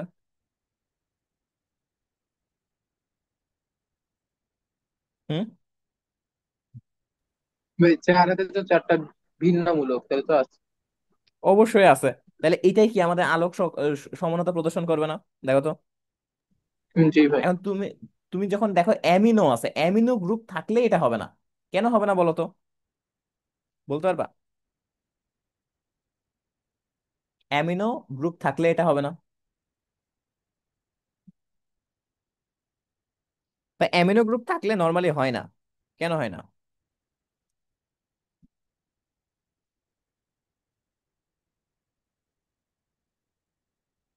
কই, দেখো যখন তুমি অ্যামিনো গ্রুপ করবা তখন তোমার কি 2 অ্যামিনো প্রোপেন মনে করো যে আমি করছি, ঠিক আছে, 2 অ্যামিনো প্রোপেন, এই যে 2 অ্যামিনো প্রোপেন আছে না, এটা আমি লিখছি। তো আমাদের এই যে মনে করো যে একটা মূলক থাকবে কি NH এরকম থাকবে। আচ্ছা, এখানে করি একটু, এই যে অ্যামিনো, অ্যামিনো গ্রুপটা দিলাম, এখন কি 2 অ্যামিনো প্রোপেন, তার মানে 2 নম্বর কার্বনে আমাদের অ্যামিনো প্রোপেন থাকবে, তাই না? তাহলে ব্যাপারটা এমন হবে না যে এখানে একটা কার্বন আছে, এখানে একটা কার্বন আছে, আর এখানে একটা কার্বন আছে, তার মানে এটা 2 নম্বর কার্বন, তো 2 নম্বর কার্বনে অ্যামিনো আছে, আর এটা কি অবশ্যই প্রোপেন, প্রোপেন ক্রিয়েট করেছে, তাই না? তাহলে এখানে তোমার কি CH3, এখানে CH হবে, এখানে কি হবে, এখানে হবে তোমার CH2। এখন তুমি যদি একটু খেয়াল করো যে এই কার CH3, এখন তো এই কার্বনটাকে একটু ফলো করো তো, এই কার্বনের দুই দিকে সেম আছে না, তাহলে এটা তো কাইরাল কার্বন না। আবার এই কার্বনটা তো আরো আগে না, এটাও আগে না, এই নাইট্রোজেনটাও না, কারণ এখানে দুইটা হাইড্রোজেন আছে। তাহলে কি 2 অ্যামিনো প্রোপেন এগুলো কোনো কিছু, এখানে তুমি 2 অ্যামিনো প্রোপেন, আচ্ছা ডাবল বার দিছে 3 হাইড্রোক্সো প্রোপানল, এটা দেখলেও তুমি দেখবে যে সেম ভাবে এটা আলোক সমানতা প্রদর্শন করবে না, কারণ কি কার্বন কার্বন নাই। এটা আলোক সমানতা প্রদর্শন করবে কি করবে না, আমরা জাস্ট এখানে কাইরাল কার্বনটা এখানে প্রথমে দেখবো, দেন যদি আমাদের ওইটা যদি মিলে যায়, দেখো এটা চারটা হাতে চারটা আছে, চারটা হাতে চার রকম না, তার মানে এটা আমাদের কি কাইরাল কার্বন। কাইরাল কার্বন থাকলে কি এটা আলোক সমানতা প্রদর্শন করবে। আচ্ছা, এবার দেখো আমাদের 7 নম্বর কি বলছে, আলোক সক্রিয় সমান হওয়ার জন্য অ্যালকেনের সর্বনিম্ন কার্বন সংখ্যা হবে কত বলো তো? 7, 9, 8, 10, যশোর বোর্ড 23, কত হবে বলতে পারবা? হুম?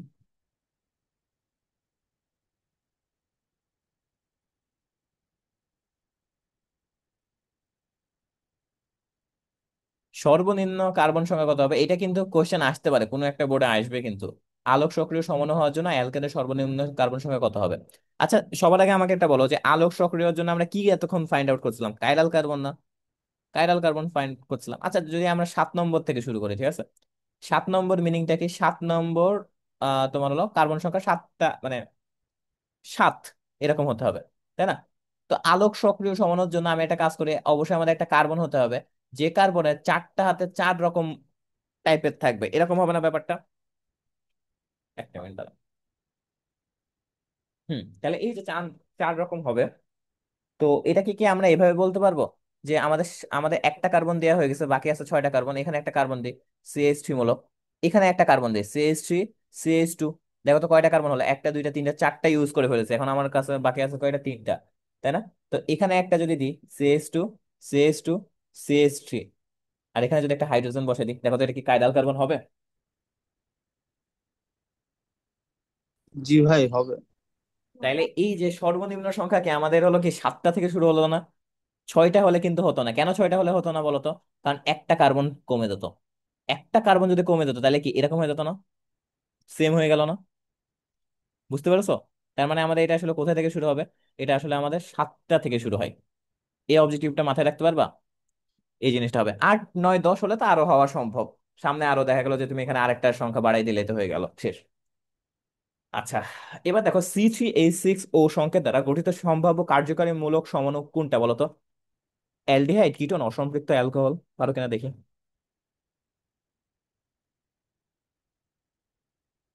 অ্যালডিহাইডের কিটোন তো ভাই মনে হয়। কেন অসম্পৃক্ত অ্যালকোহল? অসম্পৃক্ত মানে কি?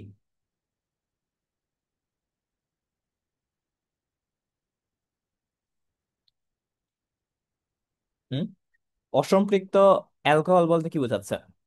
যেটা সম্পৃক্ত না, মানে যেটা সিঙ্গেল বন্ড না, যেটা ডাবল বন্ড বা ট্রিপল বন্ড থাকে। তো তুমি যদি একটু দেখো, আমি এখানে প্রথমে পড়াইছিলাম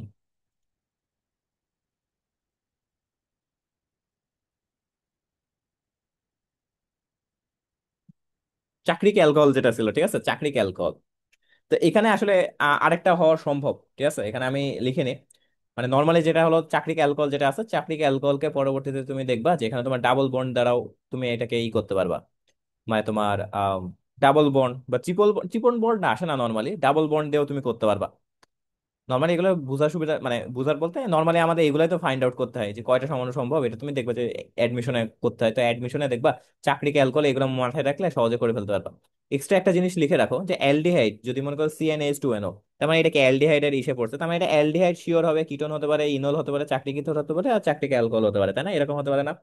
তেমন কথা হচ্ছে যে এই জায়গাটাই আমাদের দুইটা তো আমরা জানি যে এই যে এটা, দুইটা তো আমরা জানি যে দুইটা হবে, অ্যালডিহাইড আর কিটোন, এটা হবে কোনো সমস্যা নাই, এটা আর এটা হবে।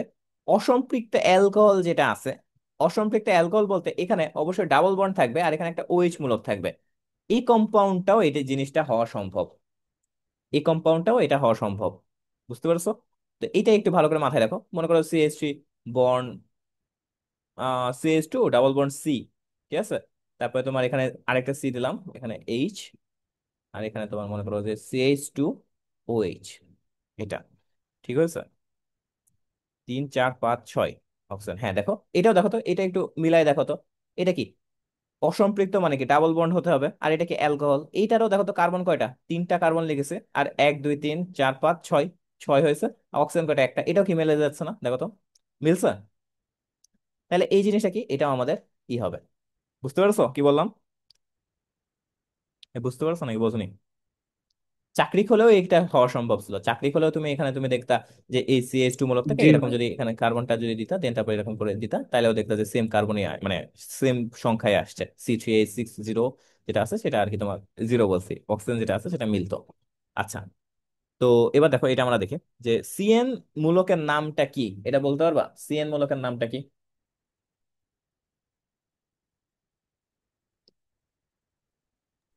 এটা নাইট্রাইল মূলক আর সায়ানাইড মূলক, এক আর দুই। হ্যাঁ, এক আর দুই হবে। নাইট্রো মূলক আসলে কোনটা ছিল বলো তো? নাইট্রো,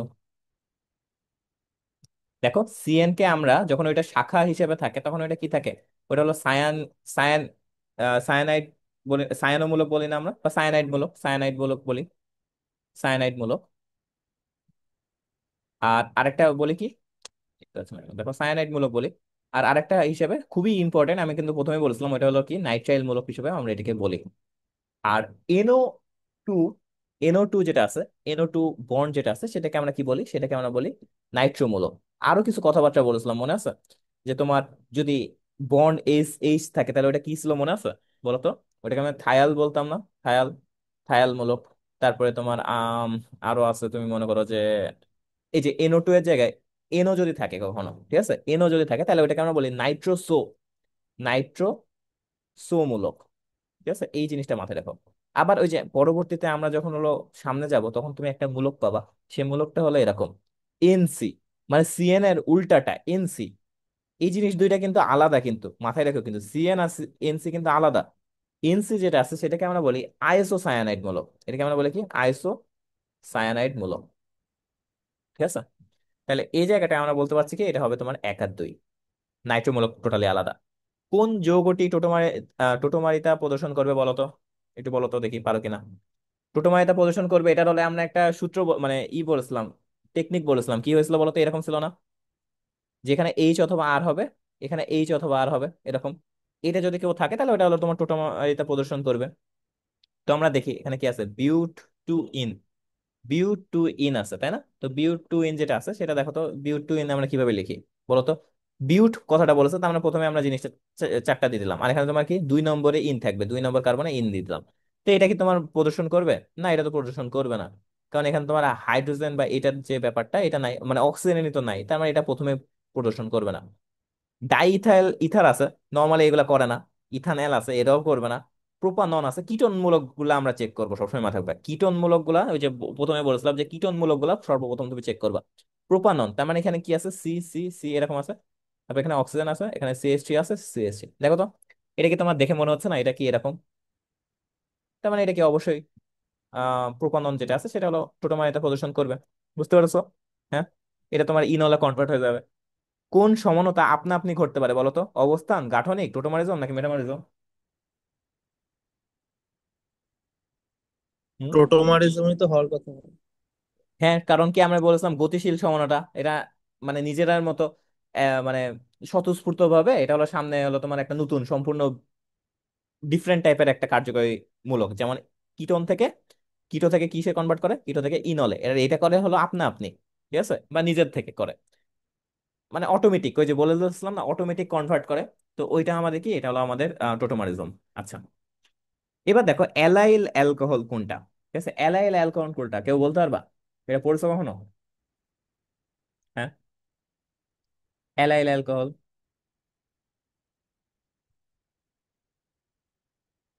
আচ্ছা, আমি একটু তোমাদেরকে বলি অ্যালাইল অ্যালকোহল কোনটা, আমি কয়েকটা নাম লিখে দিই, ঠিক আছে, এটা একটু পরীক্ষাতে দেখা গেল যে এইখানে এসে তো। দেখো, আমাদের একটা আছে ভিনাইল অ্যালকোহল, ভিনাইল অ্যালকোহল। তো ভিনাইল অ্যালকোহল হলো ওইটা, মানে ভিনাইল মূলক আসলে আমরা কাদেরকে বলি? যদি এমন হয়, যদি কখনো একটা জিনিসে, দেখো,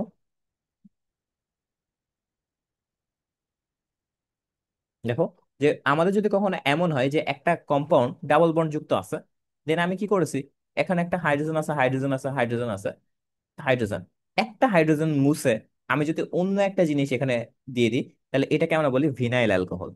বুঝতে পারছো? তার মানে ভিনাইল গ্রুপ, এটাকে আমরা বলি ভিনাইল গ্রুপ। আর এখানে অ্যালকোহল আছে, তার মানে এখানে ভিনাইল অ্যালকোহল এই জিনিসটা হয়। তাহলে আমরা আসলে এটাকে এভাবে লিখতে পারি যে CH2 ডাবল বন্ড CHOH, এটা হলো ভিনাইল অ্যালকোহল। এরপর যেটা আসে, এরপর আসে তোমার অ্যালাইল অ্যালকোহল। Allyl alcohol. তো অ্যালাইল অ্যালকোহলের বেলায় যেটা হবে, যে এই জায়গাটায় একটা মানে তোমার অ্যালাইল মূলক থাকে। অ্যালাইল মূলক বলতে এমন একটা মূলক যেখানে তোমার নর্মালি অ্যালাইল মূলক ওইটা যে propen two in one ol, এটাকে আমরা বলি হলো অ্যালাইল মূলক। মানে নর্মালি সহজ ভাষায় আমি যদি তোমাকে বলি যে লাস্টে তো ওএইচ থাকবে, আর এটাই যদি তুমি এই কম্পাউন্ডটাই আরেকটা সিএইচ মূলক যদি তুমি বাড়াই দাও, বা আরেকটা আরেকটা বন্ড, মানে এখানে তোমার কি দুইটা কার্বন ছিল না, যদি তুমি তিনটা কার্বনে যদি কোনো কিছু করো, তাহলে ওইটাকে বলে অ্যালাইল অ্যালকোহল। যেমন এটা কি হতে পারে, যেমন এটা এমন হতে পারে যে CH2 double bond CH bond CH2 OH, মানে কি আরেকটা সিএইচ মূলক বাড়াই দিছে না, এটাকে আমরা বলি, এটাকে আমরা বলি অ্যালাইল অ্যালকোহল। পারবা? যদি সেম ভাবে আমি যদি ডাবল বন্ড না দিয়ে এই জায়গাটায় CH ট্রিপল বন্ড দিতাম, তাহলে এটা কেমন হয়ে যেত? এরকম হয়ে যেত না, CH2OH। তো এটাকে আমরা বলতাম প্রপার গাইল। প্রপার গাইল, প্রপার গাইল, জি GYL, ধরো প্রপার গাইল অ্যালকোহল। ঠিক আছে? তো আমাদের নর্মালি এই যে এখানে যেটা দিছে এটাই আমি মুখস্থ রাখবো, আর ভিনাইলটা মাথায় রাখতে পারো। তো এটা আমাদের কোনটা হবে একটু আমরা একটু খেয়াল করি, দেখো তো। তার মানে এটা কোনটা হবে? দেখে তোমার কোনটা মনে হচ্ছে? এটা মনে হচ্ছে না এটা, তার মানে এটা হবে। বুঝতে পারছো? এটা একটু, এগুলো একটু বেসিক জিনিস, মানে বেসিক নাই এগুলো আসলে একটু সংকেতের ব্যাপার, তো এগুলো অনেক সময় মনে রাখতে হয়। আচ্ছা, বিউট টুইন প্রদর্শন করে কোনটা? একটু আগে করলাম না বিউট টুইন, যেটা কোনটা করেছিল মনে আছে? জ্যামিতিক সমানতা করেছিল। তো এটা আর কি জ্যামিতিক সমানতা। সেম কোশ্চেন আসছে। আচ্ছা, এইটা দেখো তো, দেখি পারো কিনা, অনেকদিন পর আইউপ্যাকের নামকরণ এসছে, দেখি পারো কিনা। এখানে কি বলেছে যে CH3 ডাবল বন্ড সি, দেখো আমি বলেছিলাম ব্র্যাকেট থাকলে কি হবে বলো তো? ব্র্যাকেট থাকলে এরকম কি শাখামূলকে নিয়ে যাবে না? আর এটাকে CH2OH। দেখো তো এটা আইউপ্যাক নামকরণ কি হবে, বলে দাও। কোনটা হবে আইউপ্যাক নামকরণ, এটা কি হবে?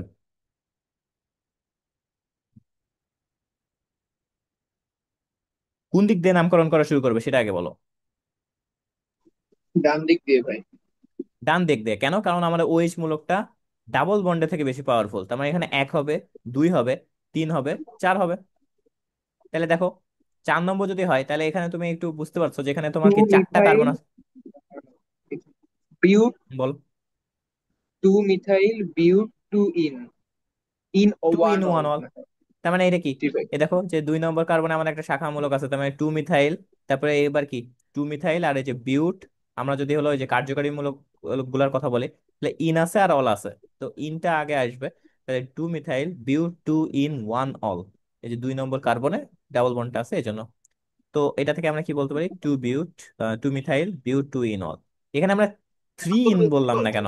সবচেয়ে লোয়েস্ট কার্বনের সাথে যে বন্ডটা থাকবে, মানে এখানে দেখো এই ডাবল বন্ডে কিন্তু 2 নম্বর কার্বনের সাথে অংশীদারিত্ব আছে, 3 নম্বরের সাথেও আছে। বাট যেটা সবচেয়ে লোয়েস্ট সেটাকে আমরা কাউন্ট করবো। ঠিক আছে? তার মানে এটা কি হবে? Two methyl but two in one ol. নিচের কোন যৌগ নাইট্রাইল কার্যকারী মূলক বিদ্যমান? নাইট্রাইল কোনটা বলতো? মনে আছে নাইট্রাইল কোনটা? CN, একটু আগে তো বললা নাইট্রাইল, এই যে। জি ভাই। তাহলে CN কোনটায় যুক্ত আছে বলো তো?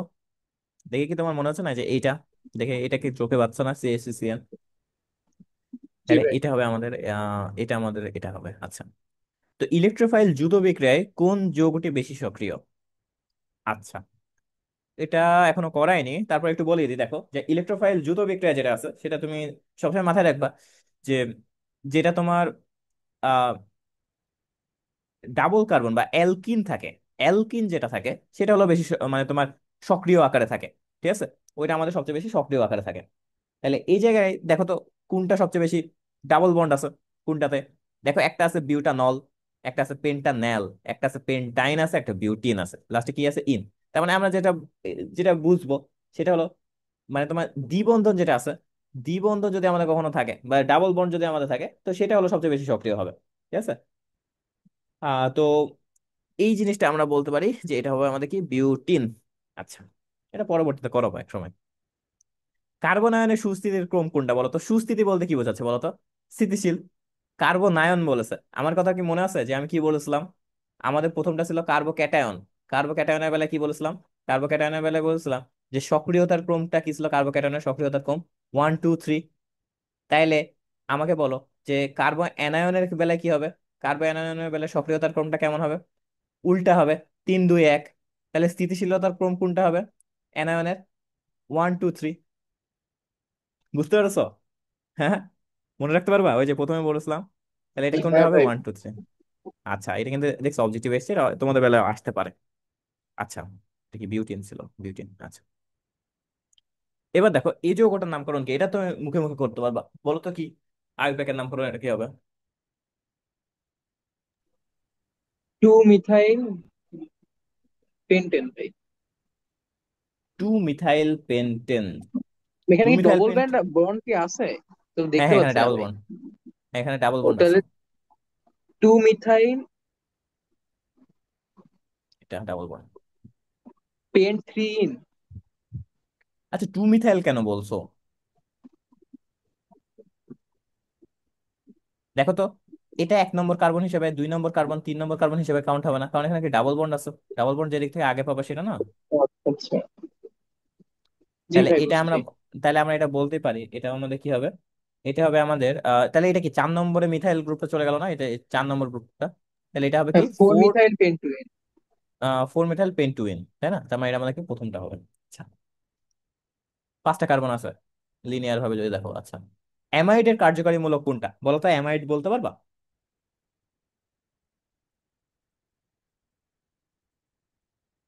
বলেছিলাম কিন্তু, ওই যে একটা চিপাই বলেছিলাম, তোদের জন্য বলেছিলাম। আচ্ছা, এখানেও অ্যামাইড আছে দেখছো, CONH2, এটা চোখে পড়লো তো এই জন্য এটা অ্যামাইড না? তাহলে এটা অ্যামাইড হবে। আবার এখানে আমি দেখো চিপায় একটা বলেছিলাম, তোদের জন্য লিখলাম, এই যে অ্যামাইড মূলক হলে তোমার CONH2 হবে। তাইলে অ্যামিন হলে NH2 হবে। আর যদি অ্যামাইড বলো তাহলে এখানে অবশ্যই CO মূলকটাও চলে আসবে, ঠিক আছে? তাহলে এটা কোনটা হবে? এটা হবে আমাদের CONH2। পারবা না? এই জিনিসটা না মেডিকেলেও আসে, এটা একটু মাথায় রাখো। আচ্ছা, মিথাইল কার্বনিল, ঠিক আছে, এটা আবার কি? কার্বিনল, সরি, মিথাইল কার্বিনল কোনটি? তো এটা একটু মাথায় রাখো যে মিথাইল কার্বিনল আসলে কোনটাকে বলা হয়। তো আমি একটু কথাটা বার্তা একটু বলে দিই। CH3OH, এটাকে আমরা বলি কার্বিনল। এটাকে আমরা কি বলি? কার্বিনল বলি। আর তুমি যদি মিথাইল বলো, মিথাইল কার্বিনল বলো, তাহলে আরেকটা CH3 মূলক তোমাকে অ্যাড সিএইচ করতে টু হবে, যুক্ত আছে। CH2OH। এটাকে আমরা বলি মিথাইল কার্বিনল, ঠিক আছে? Methyl carbinol. আর তাইলে কোনটা হবে? এটা হবে। যদি আমি বলতাম ইথাইল কার্বিনল, তাহলে কি করতাম? বাট ইথাইল না, এখানে আসলে ডাইমিথাইল চলে আসে, বুঝতে পারছো? যদি CH3 বন্ড CH2 এর সাথে, আবার এখানে তুমি যদি আরেকটা CH3 মূলক বসাও, আর এখানে যদি OH মূলক থাকে, তাহলে এটাকে আমরা বলি ডাইমিথাইল কার্বিনল। Dimethyl carbinol.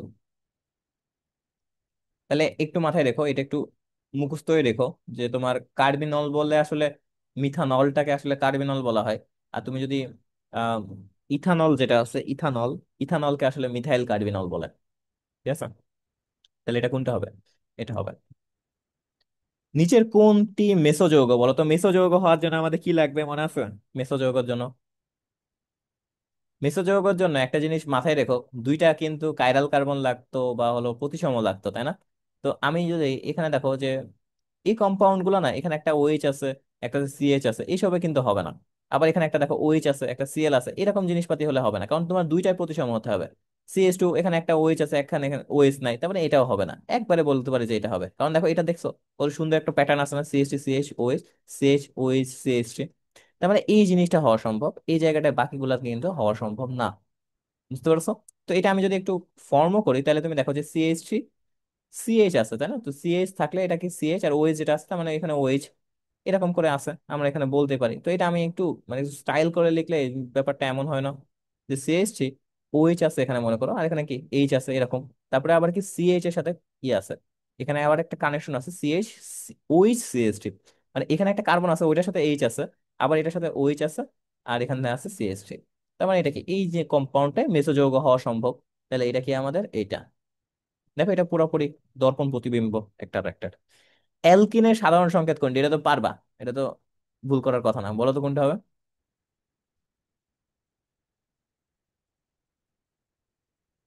অ্যালকেনের সাধারণ সংকেত কোনটা? কই, অ্যালকিন বলেছে, তাহলে এটা অবশ্যই CnH2n। CnH2n। CnH2n শেষ। আচ্ছা, এবার বলছো ইলেকট্রোফাইল কোনগুলা। ইলেকট্রোফাইল কোনগুলা, এখানে ইলেকট্রোফাইল কোনগুলা বলো তো, বলতে পারবা? দেখো এ তিনটা যৌগেরই অষ্টক অসম্পূর্ণ আছে না, AlCl3 BF3 BaCl2, দেখো আমি ওইখানে লিখে দিচ্ছি, ওই চারটা দেখলে তুমি বুঝতে পারবা। এগুলো সবগুলোর অষ্টক অসম্পূর্ণ আছে। অষ্টক অসম্পূর্ণ আছে, এটার জন্য আমাদের একটা সূত্র ছিল মনে আছে, যে প্রথম কার্বনের যোজ্যতা স্তরে ইলেকট্রন সংখ্যা প্লাস দ্বিতীয় যে মৌলটা আছে, দ্বিতীয় মৌলের মানে প্রথম পরমাণুর প্রথম প্রথম মৌলের প্রথম মৌলের যোজ্যতা স্তরে ইলেকট্রন সংখ্যা প্লাস হলো দ্বিতীয় মৌলের যোজনী গুণ পরমাণু সংখ্যা। প্রথম মৌলটা কি আছে, অ্যালুমিনিয়াম, তার শেষ যোজ্যতা স্তরের ইলেকট্রন কয়টা আছে, 2 8 3, তার মানে 3। প্লাস এই যে দ্বিতীয় যে মৌলটা আছে তার পরমাণু যোজনী কত, 1, কয়টা আছে, 3টা, তার মানে 3, তার মানে এখানে আর কয়টা আছে, 6। এভাবে তুমি প্রত্যেকটা কাউন্ট করো, দেখো প্রত্যেকটারই অষ্টক অসম্পূর্ণ আছে। অষ্টক অসম্পূর্ণ থাকলে ওটা ইলেকট্রোফাইল, তার মানে এটা কি হবে, এটা। আচ্ছা, C2H5 ও C2H5 যৌগটার নাম কি, ether die ethyl ether ethoxy ethane, বলো তো কি হবে, বলতে পারবা? হুম। ডাইথাইল ইথার হবে। ইথক্সি ইথেন হবে কিনা এটা তো জানছি না, বুঝতে পারছি না। ইথক্সি ইথেন কিভাবে লেখে, দেখো আমি বলেছিলাম যেটা হলো কম টাইপের থাকবে সেটা হলো অ্যালকক্সি থাকবে। তাহলে এটা তোমার CH2 এখানে দেখো তো এটা আছে তাই না, এই যে C2H5 কে আমরা এভাবে লিখতে পারি না, এটা। আর আরেকটা জায়গায় আছে C3CH2। এখন এখানে তুমি দেখো একটা টাই হয়েছে, যে দুইটাই সেম, তার মানে একটা অংশকে আমরা বলবো ইথক্সি, আর এটাকে আমরা হলো অ্যালকেন হিসেবে কাউন্ট করব। তাহলে কি ইথেক্সি, এটা কি দুইটা কার্বন আছে না, তাহলে ইথেন, ইথক্সি ইথেন, তার মানে এটা তো হবেই। বুঝতে পারছো? আবার ডাইইথাইল ইথারও এটাকে বলা হয়, সেম ভাবে দুই দিকে সেম আছে এই জন্য ডাইইথাইল ইথার বলে। আর এটা কি একটা ইথার কম্পাউন্ড, তার মানে চারটাই ঠিক, সরি তিনটাই ঠিক। বুঝতে পারছো এটা নাকি বোঝোনি? কিভাবে এটার নামকরণ করতাম, যে অক্সিজেনটার সাথে মানে কম সংখ্যক আছে, এটা যদি মনে করো যে এরকম ছিল CH3, তাহলে এটাকে আমরা বলবো মিথক্সি ইথেন। বাট এটা আসছে ছিল কি, এটা CH2CH3 আছে না, তার মানে এটা কি ইথক্সি ইথেন হবে, এই জিনিসটা হবে। আচ্ছা, এই জায়গাটা এই কোশ্চেনটা একটু টাফ আছে, দেখো এটা আসলে মুখস্থ টাইপের, এইসব কোশ্চেন আসলে মুখস্থ টাইপেরই আসলে লিখতে হয়। তারপর আমরা পারবো আশা করি, কিছু না হলেও পারবো। দেখো এখানে কি বলছে, C4H10O সংকেত বিশিষ্ট যৌগের ক্ষেত্রে, এটা একটু মাথায় রাখো, এইসব কম্পাউন্ড যদি দেয় তাহলে এই জিনিসগুলা তোমাকে আসলে বের করে দেখাতে হবে। বের করে করা আসলে অনেক টাফ। তারপর আমি একটু বলে দিই, এটা একটু মুখস্থই করো, মানে আমার কাছে পার্সোনালি মনে হয়েছে, কারণ এখানে তোমার কোনো শর্টকাট ওয়ে নাই। দেখো সমাণু সংখ্যা 5, এটা একটু মাথায় রাখো যে C4H10 ওর যেটা আছে, এটা সমাণু সংখ্যা কত হবে, এটা সমাণু সংখ্যা 5 হয়। এটা তুমি যদি করো তাহলে তুমি দেখবা যে এটা অ্যালডিহাইডে কনভার্ট হয়। তারপরে তোমার ইসে, সরি অ্যালডিহাইড না, এটা আসলে তোমার ইসে, এটা কি বলতো, C4H10O এটা আসলে কিসের সংকেত হবে বলতো, এটা কি কিতে কনভার্ট হতে পারে? এটা দুইটা জিনিসে কনভার্ট হতে পারবে, পারে, একটা হলো অ্যালকোহল আর একটা হলো ইথার। কারণ এটা আসলে কিসের সংকেতে পড়ে বলো তো, CnH2n+2O চলে আসছে না, তার মানে এটা আসলে অ্যালকোহল। অ্যালকোহল হতে পারে আর ইথার হতে পারে। এখন আমি এটাকে বের করে দেখাচ্ছি না, ঠিক আছে, তুমি জাস্ট এইভাবে সংকেতগুলো লিখে একটা একটা করে চেঞ্জ করতে হবে, একটার মাথায় এভাবে দিবা, একটার ইথারের একটা জায়গায় এরকম করে দিবা। তো এরকম করে তুমি যদি দেখো তাহলে তুমি দেখবা 5টা পাবা, 5টার বেশি তুমি পাবা না। একটা সমাণু আলোক সক্রিয় হবে, এই কথাটা আসলে সঠিক। তুমি যদি এখানে দেখো যে এই জায়গাটা একটাতে, তুমি যদি যখন বের করবে না, একটা এমন হবে যে এরকম হবে, ঠিক আছে, এই যে এরকম টাইপের হবে, CH2 সিএইচ, সরি CH3 এটা দেখো 3 4 5 6 7 8 9, আর এই যে 1 10টা। তার মানে এই যে এটা যেটা হচ্ছে না, এই জায়গাটায় তুমি যদি একটু খেয়াল করো, এই জায়গাটায় মানে সরি এটা কাইরাল কার্বন না, আরেকটা আছে যেটা আরেকটা কাইরাল কার্বন হবে, বলে এটা বলে ফেলেছে। দেখো এই জায়গাটায় CH3 CH2 CH3 এই জায়গাটায় কাইরাল কার্বন আছে। দেখো একটা কার্বনে এখানে তোমার ইথাইল মূলক আছে, একটাতে মিথাইল মূলক আছে, একটা হাইড্রোজেন আছে, একটা OH আছে, তার মানে এখানে একটাতে তোমার কাইরাল কার্বন আছে, তার মানে এটা একটি সমাণু আলোক সক্রিয় হবে। আচ্ছা, একটা সমাণু 3 ডিগ্রি অ্যালকোহল, এই যে এইটা হলো তোমার 3 ডিগ্রি অ্যালকোহল আছে, 1 ডিগ্রি 2 ডিগ্রি 3 ডিগ্রি না, তার মানে এটা হলো 3 ডিগ্রি অ্যালকোহল আছে, তার মানে এখানে আসলে কি, এখানে আসলে সবগুলো সঠিক। আচ্ছা, তাহলে একটু ভালো করে বললাম যে C4H10O এর সমন সংখ্যা কত কত হবে, 10 হবে, এটা সরি 5 হবে, এটা একটু মাথায় রেখো। আলোক সক্রিয় হবে, 3 ডিগ্রি অ্যালকোহল আছে। তো বলছে নিচের কোন যৌগ আলোক সমানতা দেখাবে। তো আলোক সমানতা দেখানোর জন্য বলেছিলাম যে এখানে তোমার কাইরাল কার্বন যেটা আছে সেটা আলোক সক্রিয় সমানতা দেখাবে। এখানে দেখো H2 আছে, তার মানে কাইরাল কার্বন নাই। এখানে দেখো CH2 মূলক আছে, এটা হবে না। CH2 এই যে H2 চলে আসছে, তার মানে কাইরাল কার্বন হবে না। এই জায়গাটা এটা কাইরাল কার্বন হবে, তার মানে এটা হবে। ঠিক আছে, দেখছো এখন আমরা মোটামুটি একটু ফাস্ট বের করতে পারছি কাইরাল কার্বন মানে আলোক সমানতা কোনটা দেখাবে। আচ্ছা এবার দেখো কার্বনের সুস্থিতির ক্রম কোনটা, এটা তো একবার করলাম তাই না? এটা কত হবে বলো তো, মনে আছে? 1 2 3 হবে না? 1 2 3 এটা এটা হ্যাঁ, করলাম। 1 2 3 হবে। আচ্ছা, নিচের কোনটি নিউক্লিয় ফাইল, বলতে পারবা এটা কোনটা নিউক্লিয় ফাইল? এটা একটু বের করা টাফ, নিউক্লিয় ফাইল গুলো বের করা একটু টাফ হয়। তো আমাদের এগুলা দেখতে হবে যেটা হলো আসলে কোনটা হলো তোমার মানে নিউক্লিওফাইল বলতে কি, যাদের হলো প্লাস টাইপের চার্জের প্রতি আকর্ষণ আছে সেগুলা। তো CH3CH2OH যেটা আছে না, এটা তুমি দেখবা যেটা একটা মানে খুবই দুর্বল। এটা হলো আমরা কোথায় ইউজ করি বলো তো, এটা আমরা SN1 এ ইউজ করি। তো এই SN1 আমরা কোনগুলো বলি, আমরা SN1 বিক্রিয়া করি না? হ্যাঁ, একাণবিক, নিউক্লিওফিলিক, প্রতিস্থাপন বিক্রিয়া, এরকম করে বলি না? তো ওইখানে দেখবা যে আমরা এই জিনিসটা ইউজ করি, মনে আছে? CH3 এরকম করে ইউজ করি না, এই যে এটা। তো এইগুলার ক্ষেত্রে যেটা হয় যে এটা হলো আর কি তোমার সবচেয়ে দুর্বল নিউক্লিয় ফাইল হয়। তো CH2CH2OH যেটা আছে সেটা হলো সবচেয়ে দুর্বল নিউক্লিয় ফাইল। আচ্ছা, কোনটি জ্যামিতিক সমানতা প্রদর্শন করবে, এটা তুমি দেখবা যে কোনটা দেখে তোমার মনে হচ্ছে জ্যামিতিক সমানতা, কোনটা দেখে মনে হচ্ছে বলো তো, চোখে কোনটা বাজছে? 2 নম্বরটা বাধার কথা না একটু, দেখো তো, সেম টাইপের। তাহলে এটা কি, এটা হবে কোনটি নিউক্লিয় ফাইল। আচ্ছা আবার সে একই কোশ্চেন, কোনটি নিউক্লিয় ফাইল হবে বলো তো। আমি একটা কথা বলেছিলাম, যেগুলোর প্রচুর ইলেকট্রন আছে সেগুলো নিউক্লিওফাইল, যেগুলা মুক্তজোড়া ইলেকট্রন আছে, যারা লুইস বেজ তারা। তো এখানে দেখো অক্সিজেনের কয়টা মুক্তজোড়া ইলেকট্রন এরকম আছে না, তারা ইলেকট্রন দান করতে পারে, তাহলে এটা। ঠিক আছে, শেষ। নিচের কোন যৌগটি আলোক সমানতা প্রদর্শন করে। তো আলোক সমানতা প্রদর্শন করার জন্য আমাদেরকে ফার্স্ট অফ অল কি হতে হবে বলতো আমাদের। আচ্ছা এখানে কি, ও সরি, আলোক সমানতা প্রদর্শন করে তাই না? তো আলোক সমানতার জন্য আমাদের কয়টা কার্বন সর্বনিম্ন হতে হবে মনে আছে? আলোক সমানতা হওয়ার জন্য বা কাইরাল কার্বন পাওয়ার জন্য আমাদের কয়টা সর্বনিম্ন কার্বন হতে হবে? একটা কোশ্চেনে সলভ করালাম না? 4টা ভাই। 4টা? এই দেখো তো কোথায় করালাম, এই যে এটা। আলোক সক্রিয় সমান হওয়ার জন্য আলকেনের সর্বনিম্ন সংখ্যা কত হবে? 7টা। 7টা না? এই যে, জি। তাহলে এটা কি, এটা ভুলাই তোমার গেছে তো, ভাই। এটা মাথায় রেখো, এটা কিন্তু অবজেক্টিভে আসতে পারে। দেখবা কালকে, কাল পরশু ওই যে যেদিন পরীক্ষা হবে সেদিনকে আসতে পারে। তাহলে এটা কোন, দেখো এখানে দেখো C4 আছে, C6 আছে, C5 আছে, C5 আছে, তার মানে এটা আসলে কোনটা হবে? C7 হবে। ঠিক আছে, তার মানে এটা হবে আমাদের অ্যান্সার। আচ্ছা, নিচের কোনটি ইলেকট্রোফাইল বলেছো তাই না? তাহলে দেখো এই NH2 এটা H2 পানি যেটা, এর হবে না। কাছে প্রচুর ইলেকট্রন আছে, বলো তাহলে নিউক্লিয়ার এটার পানি। এগুলো হলো কি, এগুলো হলো তোমার সবকিছু অনেক ইলেকট্রন আছে, তার মানে এটা কি জীবনেও এটা ইলেকট্রোফাইল হবে না। তাহলে ইলেকট্রোফাইল কোনটা হবে বলো তো? এটা নর্মালি যেটা হয় SO3 হয় ইলেকট্রোফাইল। ঠিক আছে, SO3 হলো কি ইলেকট্রোফাইল, মাথায় রাখো। আচ্ছা, নর্মালি যেটা হয় যে তোমার SO3 হলো লুইস অ্যাসিড হয়। তো লুইস অ্যাসিড যে, সেটা হলো ইলেকট্রোফাইল হবে তাই না? তো এগুলো একটু মাথায় রেখো যে আমাদের। আচ্ছা ইলেকট্রোফাইলের একটু বলে তো, অনেক সময় এটা এত বেশি ঝামেলা করে তো, একটু লিখে দিই, একটু মুখস্থ করো। ইলেকট্রোফাইল কারা? ইলেকট্রোফাইল হলো, মনে করো যে H+, এটা হলো ইলেকট্রোফাইল। তারপরে NO2+, তারপরে বিএফ BF3, তারপরে অ্যালুমিনিয়াম ট্রাইক্লোরাইড। ঠিক আছে, তারপরে FeCl3, জিঙ্ক ক্লোরাইড, তারপরে SO3, CO2। এরা যারা আছে এগুলো একটু মুখস্থ করে, এগুলো সব ইলেকট্রোফাইল। ঠিক আছে, আরো কি কি আছে এগুলো দেখবা, R+, এগুলো ইলেকট্রোফাইল। আচ্ছা এবার দেখো তোমার এটা দেখো, আমরা একটু যদি একটু বলি, আচ্ছা আমরা নিচ থেকে একটু শুরু করি, উপর থেকে পরে শুরু করছি। নাইট্রাইলের কার্যকারী মূলক কোনটা? নাইট্রাইল, পারবা তো? 100 কোটি বার এসছে এটা। কোনটি নিউক্লিয় ফাইল বলো তো, এবার বলো তো কোনটা নিউক্লিয় ফাইল হবে। ভাই নিউক্লিয় পানি। নিউক্লিয় নিউক্লিয় ফাইল হলো পানি। আচ্ছা, কারণ কি মুক্তজোড়ে ইলেকট্রন আছে অনেকগুলো। সর্বাধিক স্থায়িত্বের কার্বন আয়ন কোনটা, বলতে পারবা?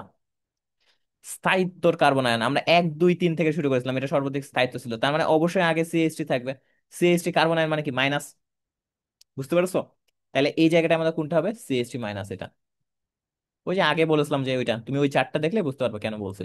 সর্বাধিক স্থায়িত্বের কার্বন আয়ন কোনটা, এটা তো সেম টাইপেরই দিছে, এটাও সেম টাইপের হবে, এখানে একটু এগুলা মিস করেছে। আচ্ছা যাই হোক, এটা সেম টাইপের কোশ্চেন ভুলে যাচ্ছে বোর্ডে, মানে একই জিনিস কোশ্চেন। পেন্টেনের সমাণু সংখ্যা কয়টা মনে আছে পেন্টেনের?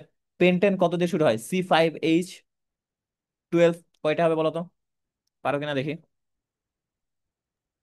তিনটা। তিনটা। কারণ আমি বলেছিলাম কি এক এক, তিনটা এক, তারপরে দুই, তারপরে তিন, তারপরে পাঁচ, এরকম বলেছিলাম না? 1 1 1 2 3 5, এরকম। তো এটা মাথায় রেখো, তারপর কি 9, তো এরকম করে মাথায় রেখো। এত দূর পর্যন্ত দেবে, এর বেশি দেয় না। আচ্ছা এবার আমরা বলি যে CH3CH OH CH2COOH যৌগের আইইউপ্যাক নিয়মের সঠিক নামকরণ কোনটা বলো তো? ফার্স্ট অফ অল এটা হলো কি, এটা কি বাই অ্যাসিড টু, নাকি অ্যালকোহল? বাই টু হাইড্রক্সি হবে এটা। 2 হাইড্রোক্সি, পেন, তাই না? হ্যাঁ, টু টু হাইড্রোক্সি হাইড্রক্সি কেন হবে? Pentanoic acid. 2 হাইড্রোক্সি কেন হবে?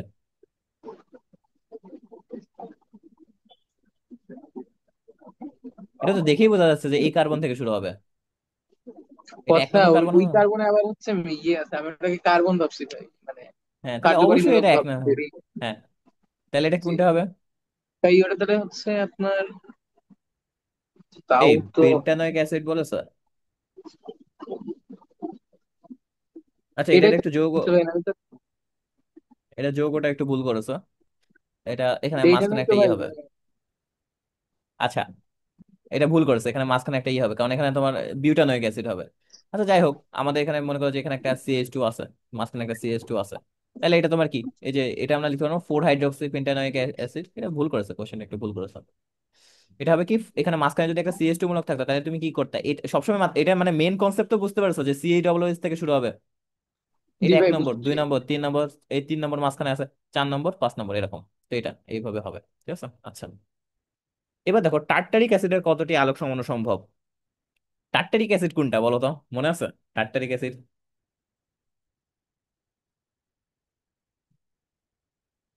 ভাই মনে তো ছিল কিন্তু সবই গুলাই যাচ্ছে এখন।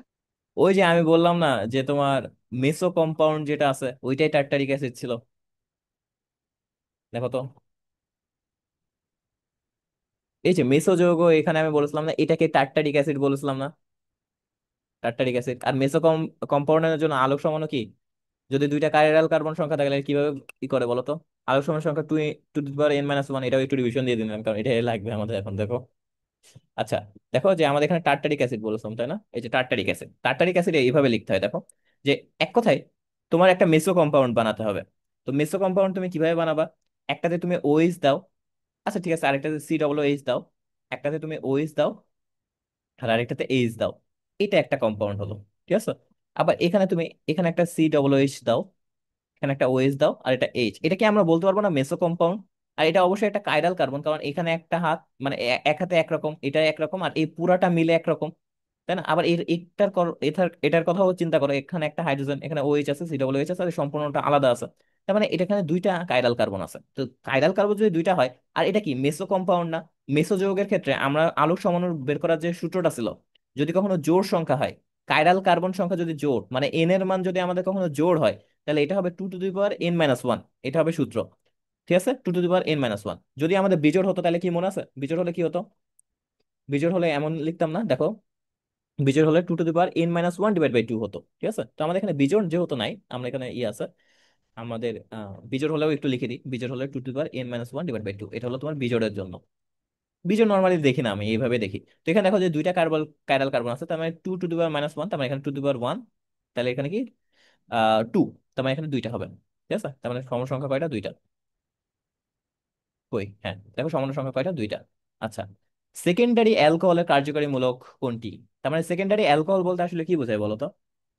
সেকেন্ডারি অ্যালকোহল কাকে বলি আমরা? 2 ডিগ্রিকে আমরা হলো সেকেন্ডারি বলি না, 1 ডিগ্রি হলে প্রাইমারি বলি, 2 ডিগ্রি হলে জি সেকেন্ডারি বলি, ভাই, 3 ডিগ্রি হলে টার্সিয়ারি বলি। তো এখানে আসলে 2 ডিগ্রি কোনটা আছে দেখো তো, যেটা দুইটা হাত ফাঁকা আছে সেটা গ 2 ডিগ্রি, তার মানে নাম্বারটা এটা ভাই। হবে, এটা। তাহলে শেষ। অ্যালকাইল মূলকের সাধারণ সংকেত কোনটা, অ্যালকাইল মূলক বলতো কোনটা? সি ভাই এন খ এইচ নাম্বার, টু ওই যে n CnH2n plus two plus যেটা, ওয়ান। হ্যাঁ ওটা এটা কোন? হলো অ্যালকেন। এটা অ্যালকেন। যদি অ্যালকেন থাকে, অ্যালকেন থেকে একটা হাইড্রোজেন মাইনাস করো, CnH2n প্লাস ওয়ান যদি হয়, তাহলে ওইটাকে আমরা কি বলবো, সেটাকে আমরা বলবো অ্যালকাইল। তাই না? তাহলে এটা কোনটা হবে? এটা হবে এটা। ঠিক আছে, এখানে মাইনাস হবে কেন দিছে কে জানে। আচ্ছা, কোনটি 3 ডিগ্রি অ্যালকোহলের কার্যকারী মূলক বলো তো? গ তিন নাম্বারটা ভাই। গ নম্বর, তিনটা তাহলে আছে আমরা তো। এটা পেরে গেছি। আচ্ছা, দেখছো এখন মোটামুটি দেখছো কতগুলা কোশ্চেন 21 সালে চলে এসেছে আমরা। তার মানে কোশ্চেন তো রিপিট হচ্ছে কিরকম, খেয়াল করছো? আচ্ছা, এবার দেখো যে হলো আলোক সক্রিয় অ্যালকোহল কোনটি? আলোক সক্রিয় তার মানে এখানে অবশ্যই কি থাকতে হবে বলতো? এখানে অবশ্যই কাইরাল কার্বন থাকতে হবে। তো কাইরাল কার্বন কোনটায় আছে আমরা একটু বের করি, ঠিক আছে? তো বিউটান 1L, 2 মিথাইল বিউটান 1L, এগুলো করলে একটু বের করতে হবে, এই জিনিসটা একটু ঝামেলা। তারপর আমরা একটু শুরু করি। বিউটান 1L আছে, তাই না?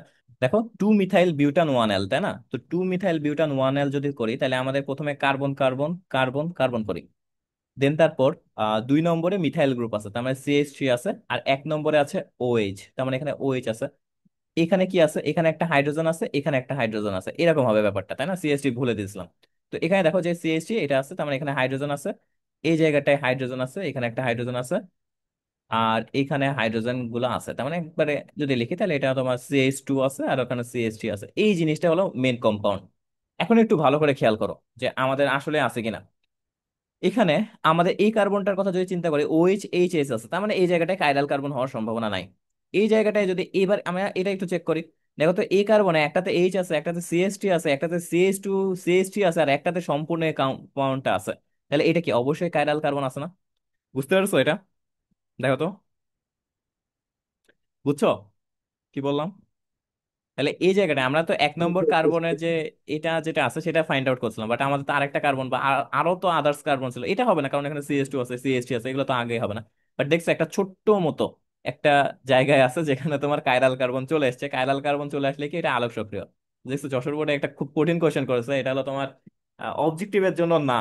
আমার কাছে পার্সোনালি মনে হয় যে অবজেক্টিভের জন্য তোমাকে প্রত্যেকটা জিনিস চেক করতে হবে। তোমার টাইম হলো 1 মিনিট, এটা আসলে মানে উচিত না। এটা আসলে উচিত না। যাই হোক, আবার আমরা লাস্ট একটা কোশ্চেনে চলে যাই। দেখো তো এটা কি বলছে, নিচে যৌগটি আইউপ্যাক পদ্ধতির নাম কোনটি? দেখো এটা কোনটা হবে? ভাই এই 2,3-ডাইমিথাইল পেন্টিন 1। আর 2,3-ডাই মিথাইল, মিথাইল না ডাই ইথাইল? ইথাইল গ্রুপ আছে তো, দেখে তো বুঝতে ওই তো, পারছি। হ্যাঁ ভাই, ইথাইল মিথাইল বলছে আমি। হ্যাঁ। 2,3-ডাইমিথাইল পেন্টিন 1। আচ্ছা, এটা আসলে তুমি কোথা থেকে নামকরণ শুরু করেছো? ভাই ওই যে ডাবল বন্ড। CH2 থেকে, ডাবল এটা বন্ড থেকে কিন্তু ওখানে। সবাই, এটা সবাই মনে করে যে এখান থেকে শুরু করব, ঠিক আছে? কারণ না বড় ভাই, চেন ডাবল দেখতে বন্ড পাচ্ছেন। থেকে। এটা আমাদের ডাবল বন্ড যেটা আছে সেটা আগে থেকে শুরু করতে হবে। তাহলে 1 2, এবার আমি কোন দিকে যাবো, এদিকে নাকি এদিকে? এদিকে যাবো, কারণ এদিকে বেশি আছে। 3 4, 3 4 5, এটা আমরা বলতে পারি। তাহলে এখান থেকে আমরা বলতে পারছি যে 2 নম্বরে আছে ইথাইল গ্রুপ চলে আসছে, আর 3 নম্বরে চলে আসছে ইথাইল গ্রুপ, তাই না? তাইলে আমরা এখান থেকে বলতে পারছি যে এটা কোনটা হবে, 2,3-ডাই ইথাইল পেন্টিন, যেহেতু আছে 5টা কার্বন আছে পেন্টিন, আর এখানে ডাবল বন্ড আছে পেন্টিন 1। তাহলে এখানে হবে 2,3-ডাই ইথাইল পেন্টিন 1। তাহলে মোটামুটি এইসব MCকিউ থেকে কমন পাবা, নামকরণ বা জৈব যৌগের যে হলো আলোক সমানতা বা এগুলা যেগুলো আছে না, এগুলা থেকে কমন পাবা। মোটামুটি এই প্যাটার্নে আসলে তো পারবা, তাই না? আশা তো করা যায় যে এইখান থেকে যা আছে মানে হ্যাঁ ভাই, এইগুলাই এগুলো এই বোর্ডে পারবো। এসছে। আচ্ছা, নেক্সট দিন আমরা অ্যালকেন অ্যালকিন অ্যালকাইন যেটা আছে সেটা করাবো, অথবা অ্যারোমেটিক কম্পাউন্ড করাবো। এমন কোনো কোশ্চেন থাকলে আমাকে বলতে পারো।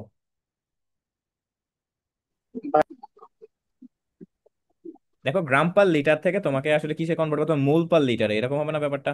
মোল পার লিটার। তাহলে তুমি আসলে কি করা উচিত আমার? দেখো, গ্রামকে কি আমরা ডাব্লু বলতাম না, আর মোলকে কি এন বলতাম? তাহলে আমরা ডাব্লু থেকে যদি এন এ যেতে চাই, তাহলে কি আমরা তো সূত্র জানি N=W/M না? তাহলে তুমি ডাব্লু থেকে এন এ যেতে চাইলে তোমাকে কি করতে হবে বলো তো? ডাব্লু থেকে এনে মোলে নিয়ে যাবা, ভাই ভাগ। তাহলে কি করবা? ভাগ দিবা? এটাই হ্যাঁ ভাই এটা ভাগ। প্যাচ লাগে। তুমি এই তোমার যে কোশ্চেনটা দেখাও আমাকে একটু, কোশ্চেনটা দেখাও তাইলে হবে। ও আচ্ছা, ভাই তুমি তো এখানে ইচ্ছে দিতে পারো। হ্যাঁ বলো। বলছে যে ক্যালসিয়াম ফ্লোরাইডের সম্পৃক্ত জলীয় দ্রবণে ফ্লোরাইড আয়নের ঘনমাত্রা 0.00655 হ্যাঁ হ্যাঁ, গ্রাম পার লিটার গ্রাম ঠিক আছে পার নাকি? লিটার। জি ভাই। হ্যাঁ হ্যাঁ, তাহলে এখন বলছে অবশ্যই আমাকে গ্রাম। হ্যাঁ বলো। জি ভাই, জি ভাই বলেন। গ্রাম পার লিটার থেকে মোল পার লিটারে নিয়ে যেতে হবে, এটাই তো? তাহলে অবশ্যই জি আমাকে কি ভাই, গ্রামকে, আমি যদি একটা আণবিক ভর দ্বারা ভাগ দিই, তাহলে কি আমাদের হলো মোলে চলে যাবে না, কনভার্ট হয়ে যাবে না? জি ভাই বুঝছি ভাই।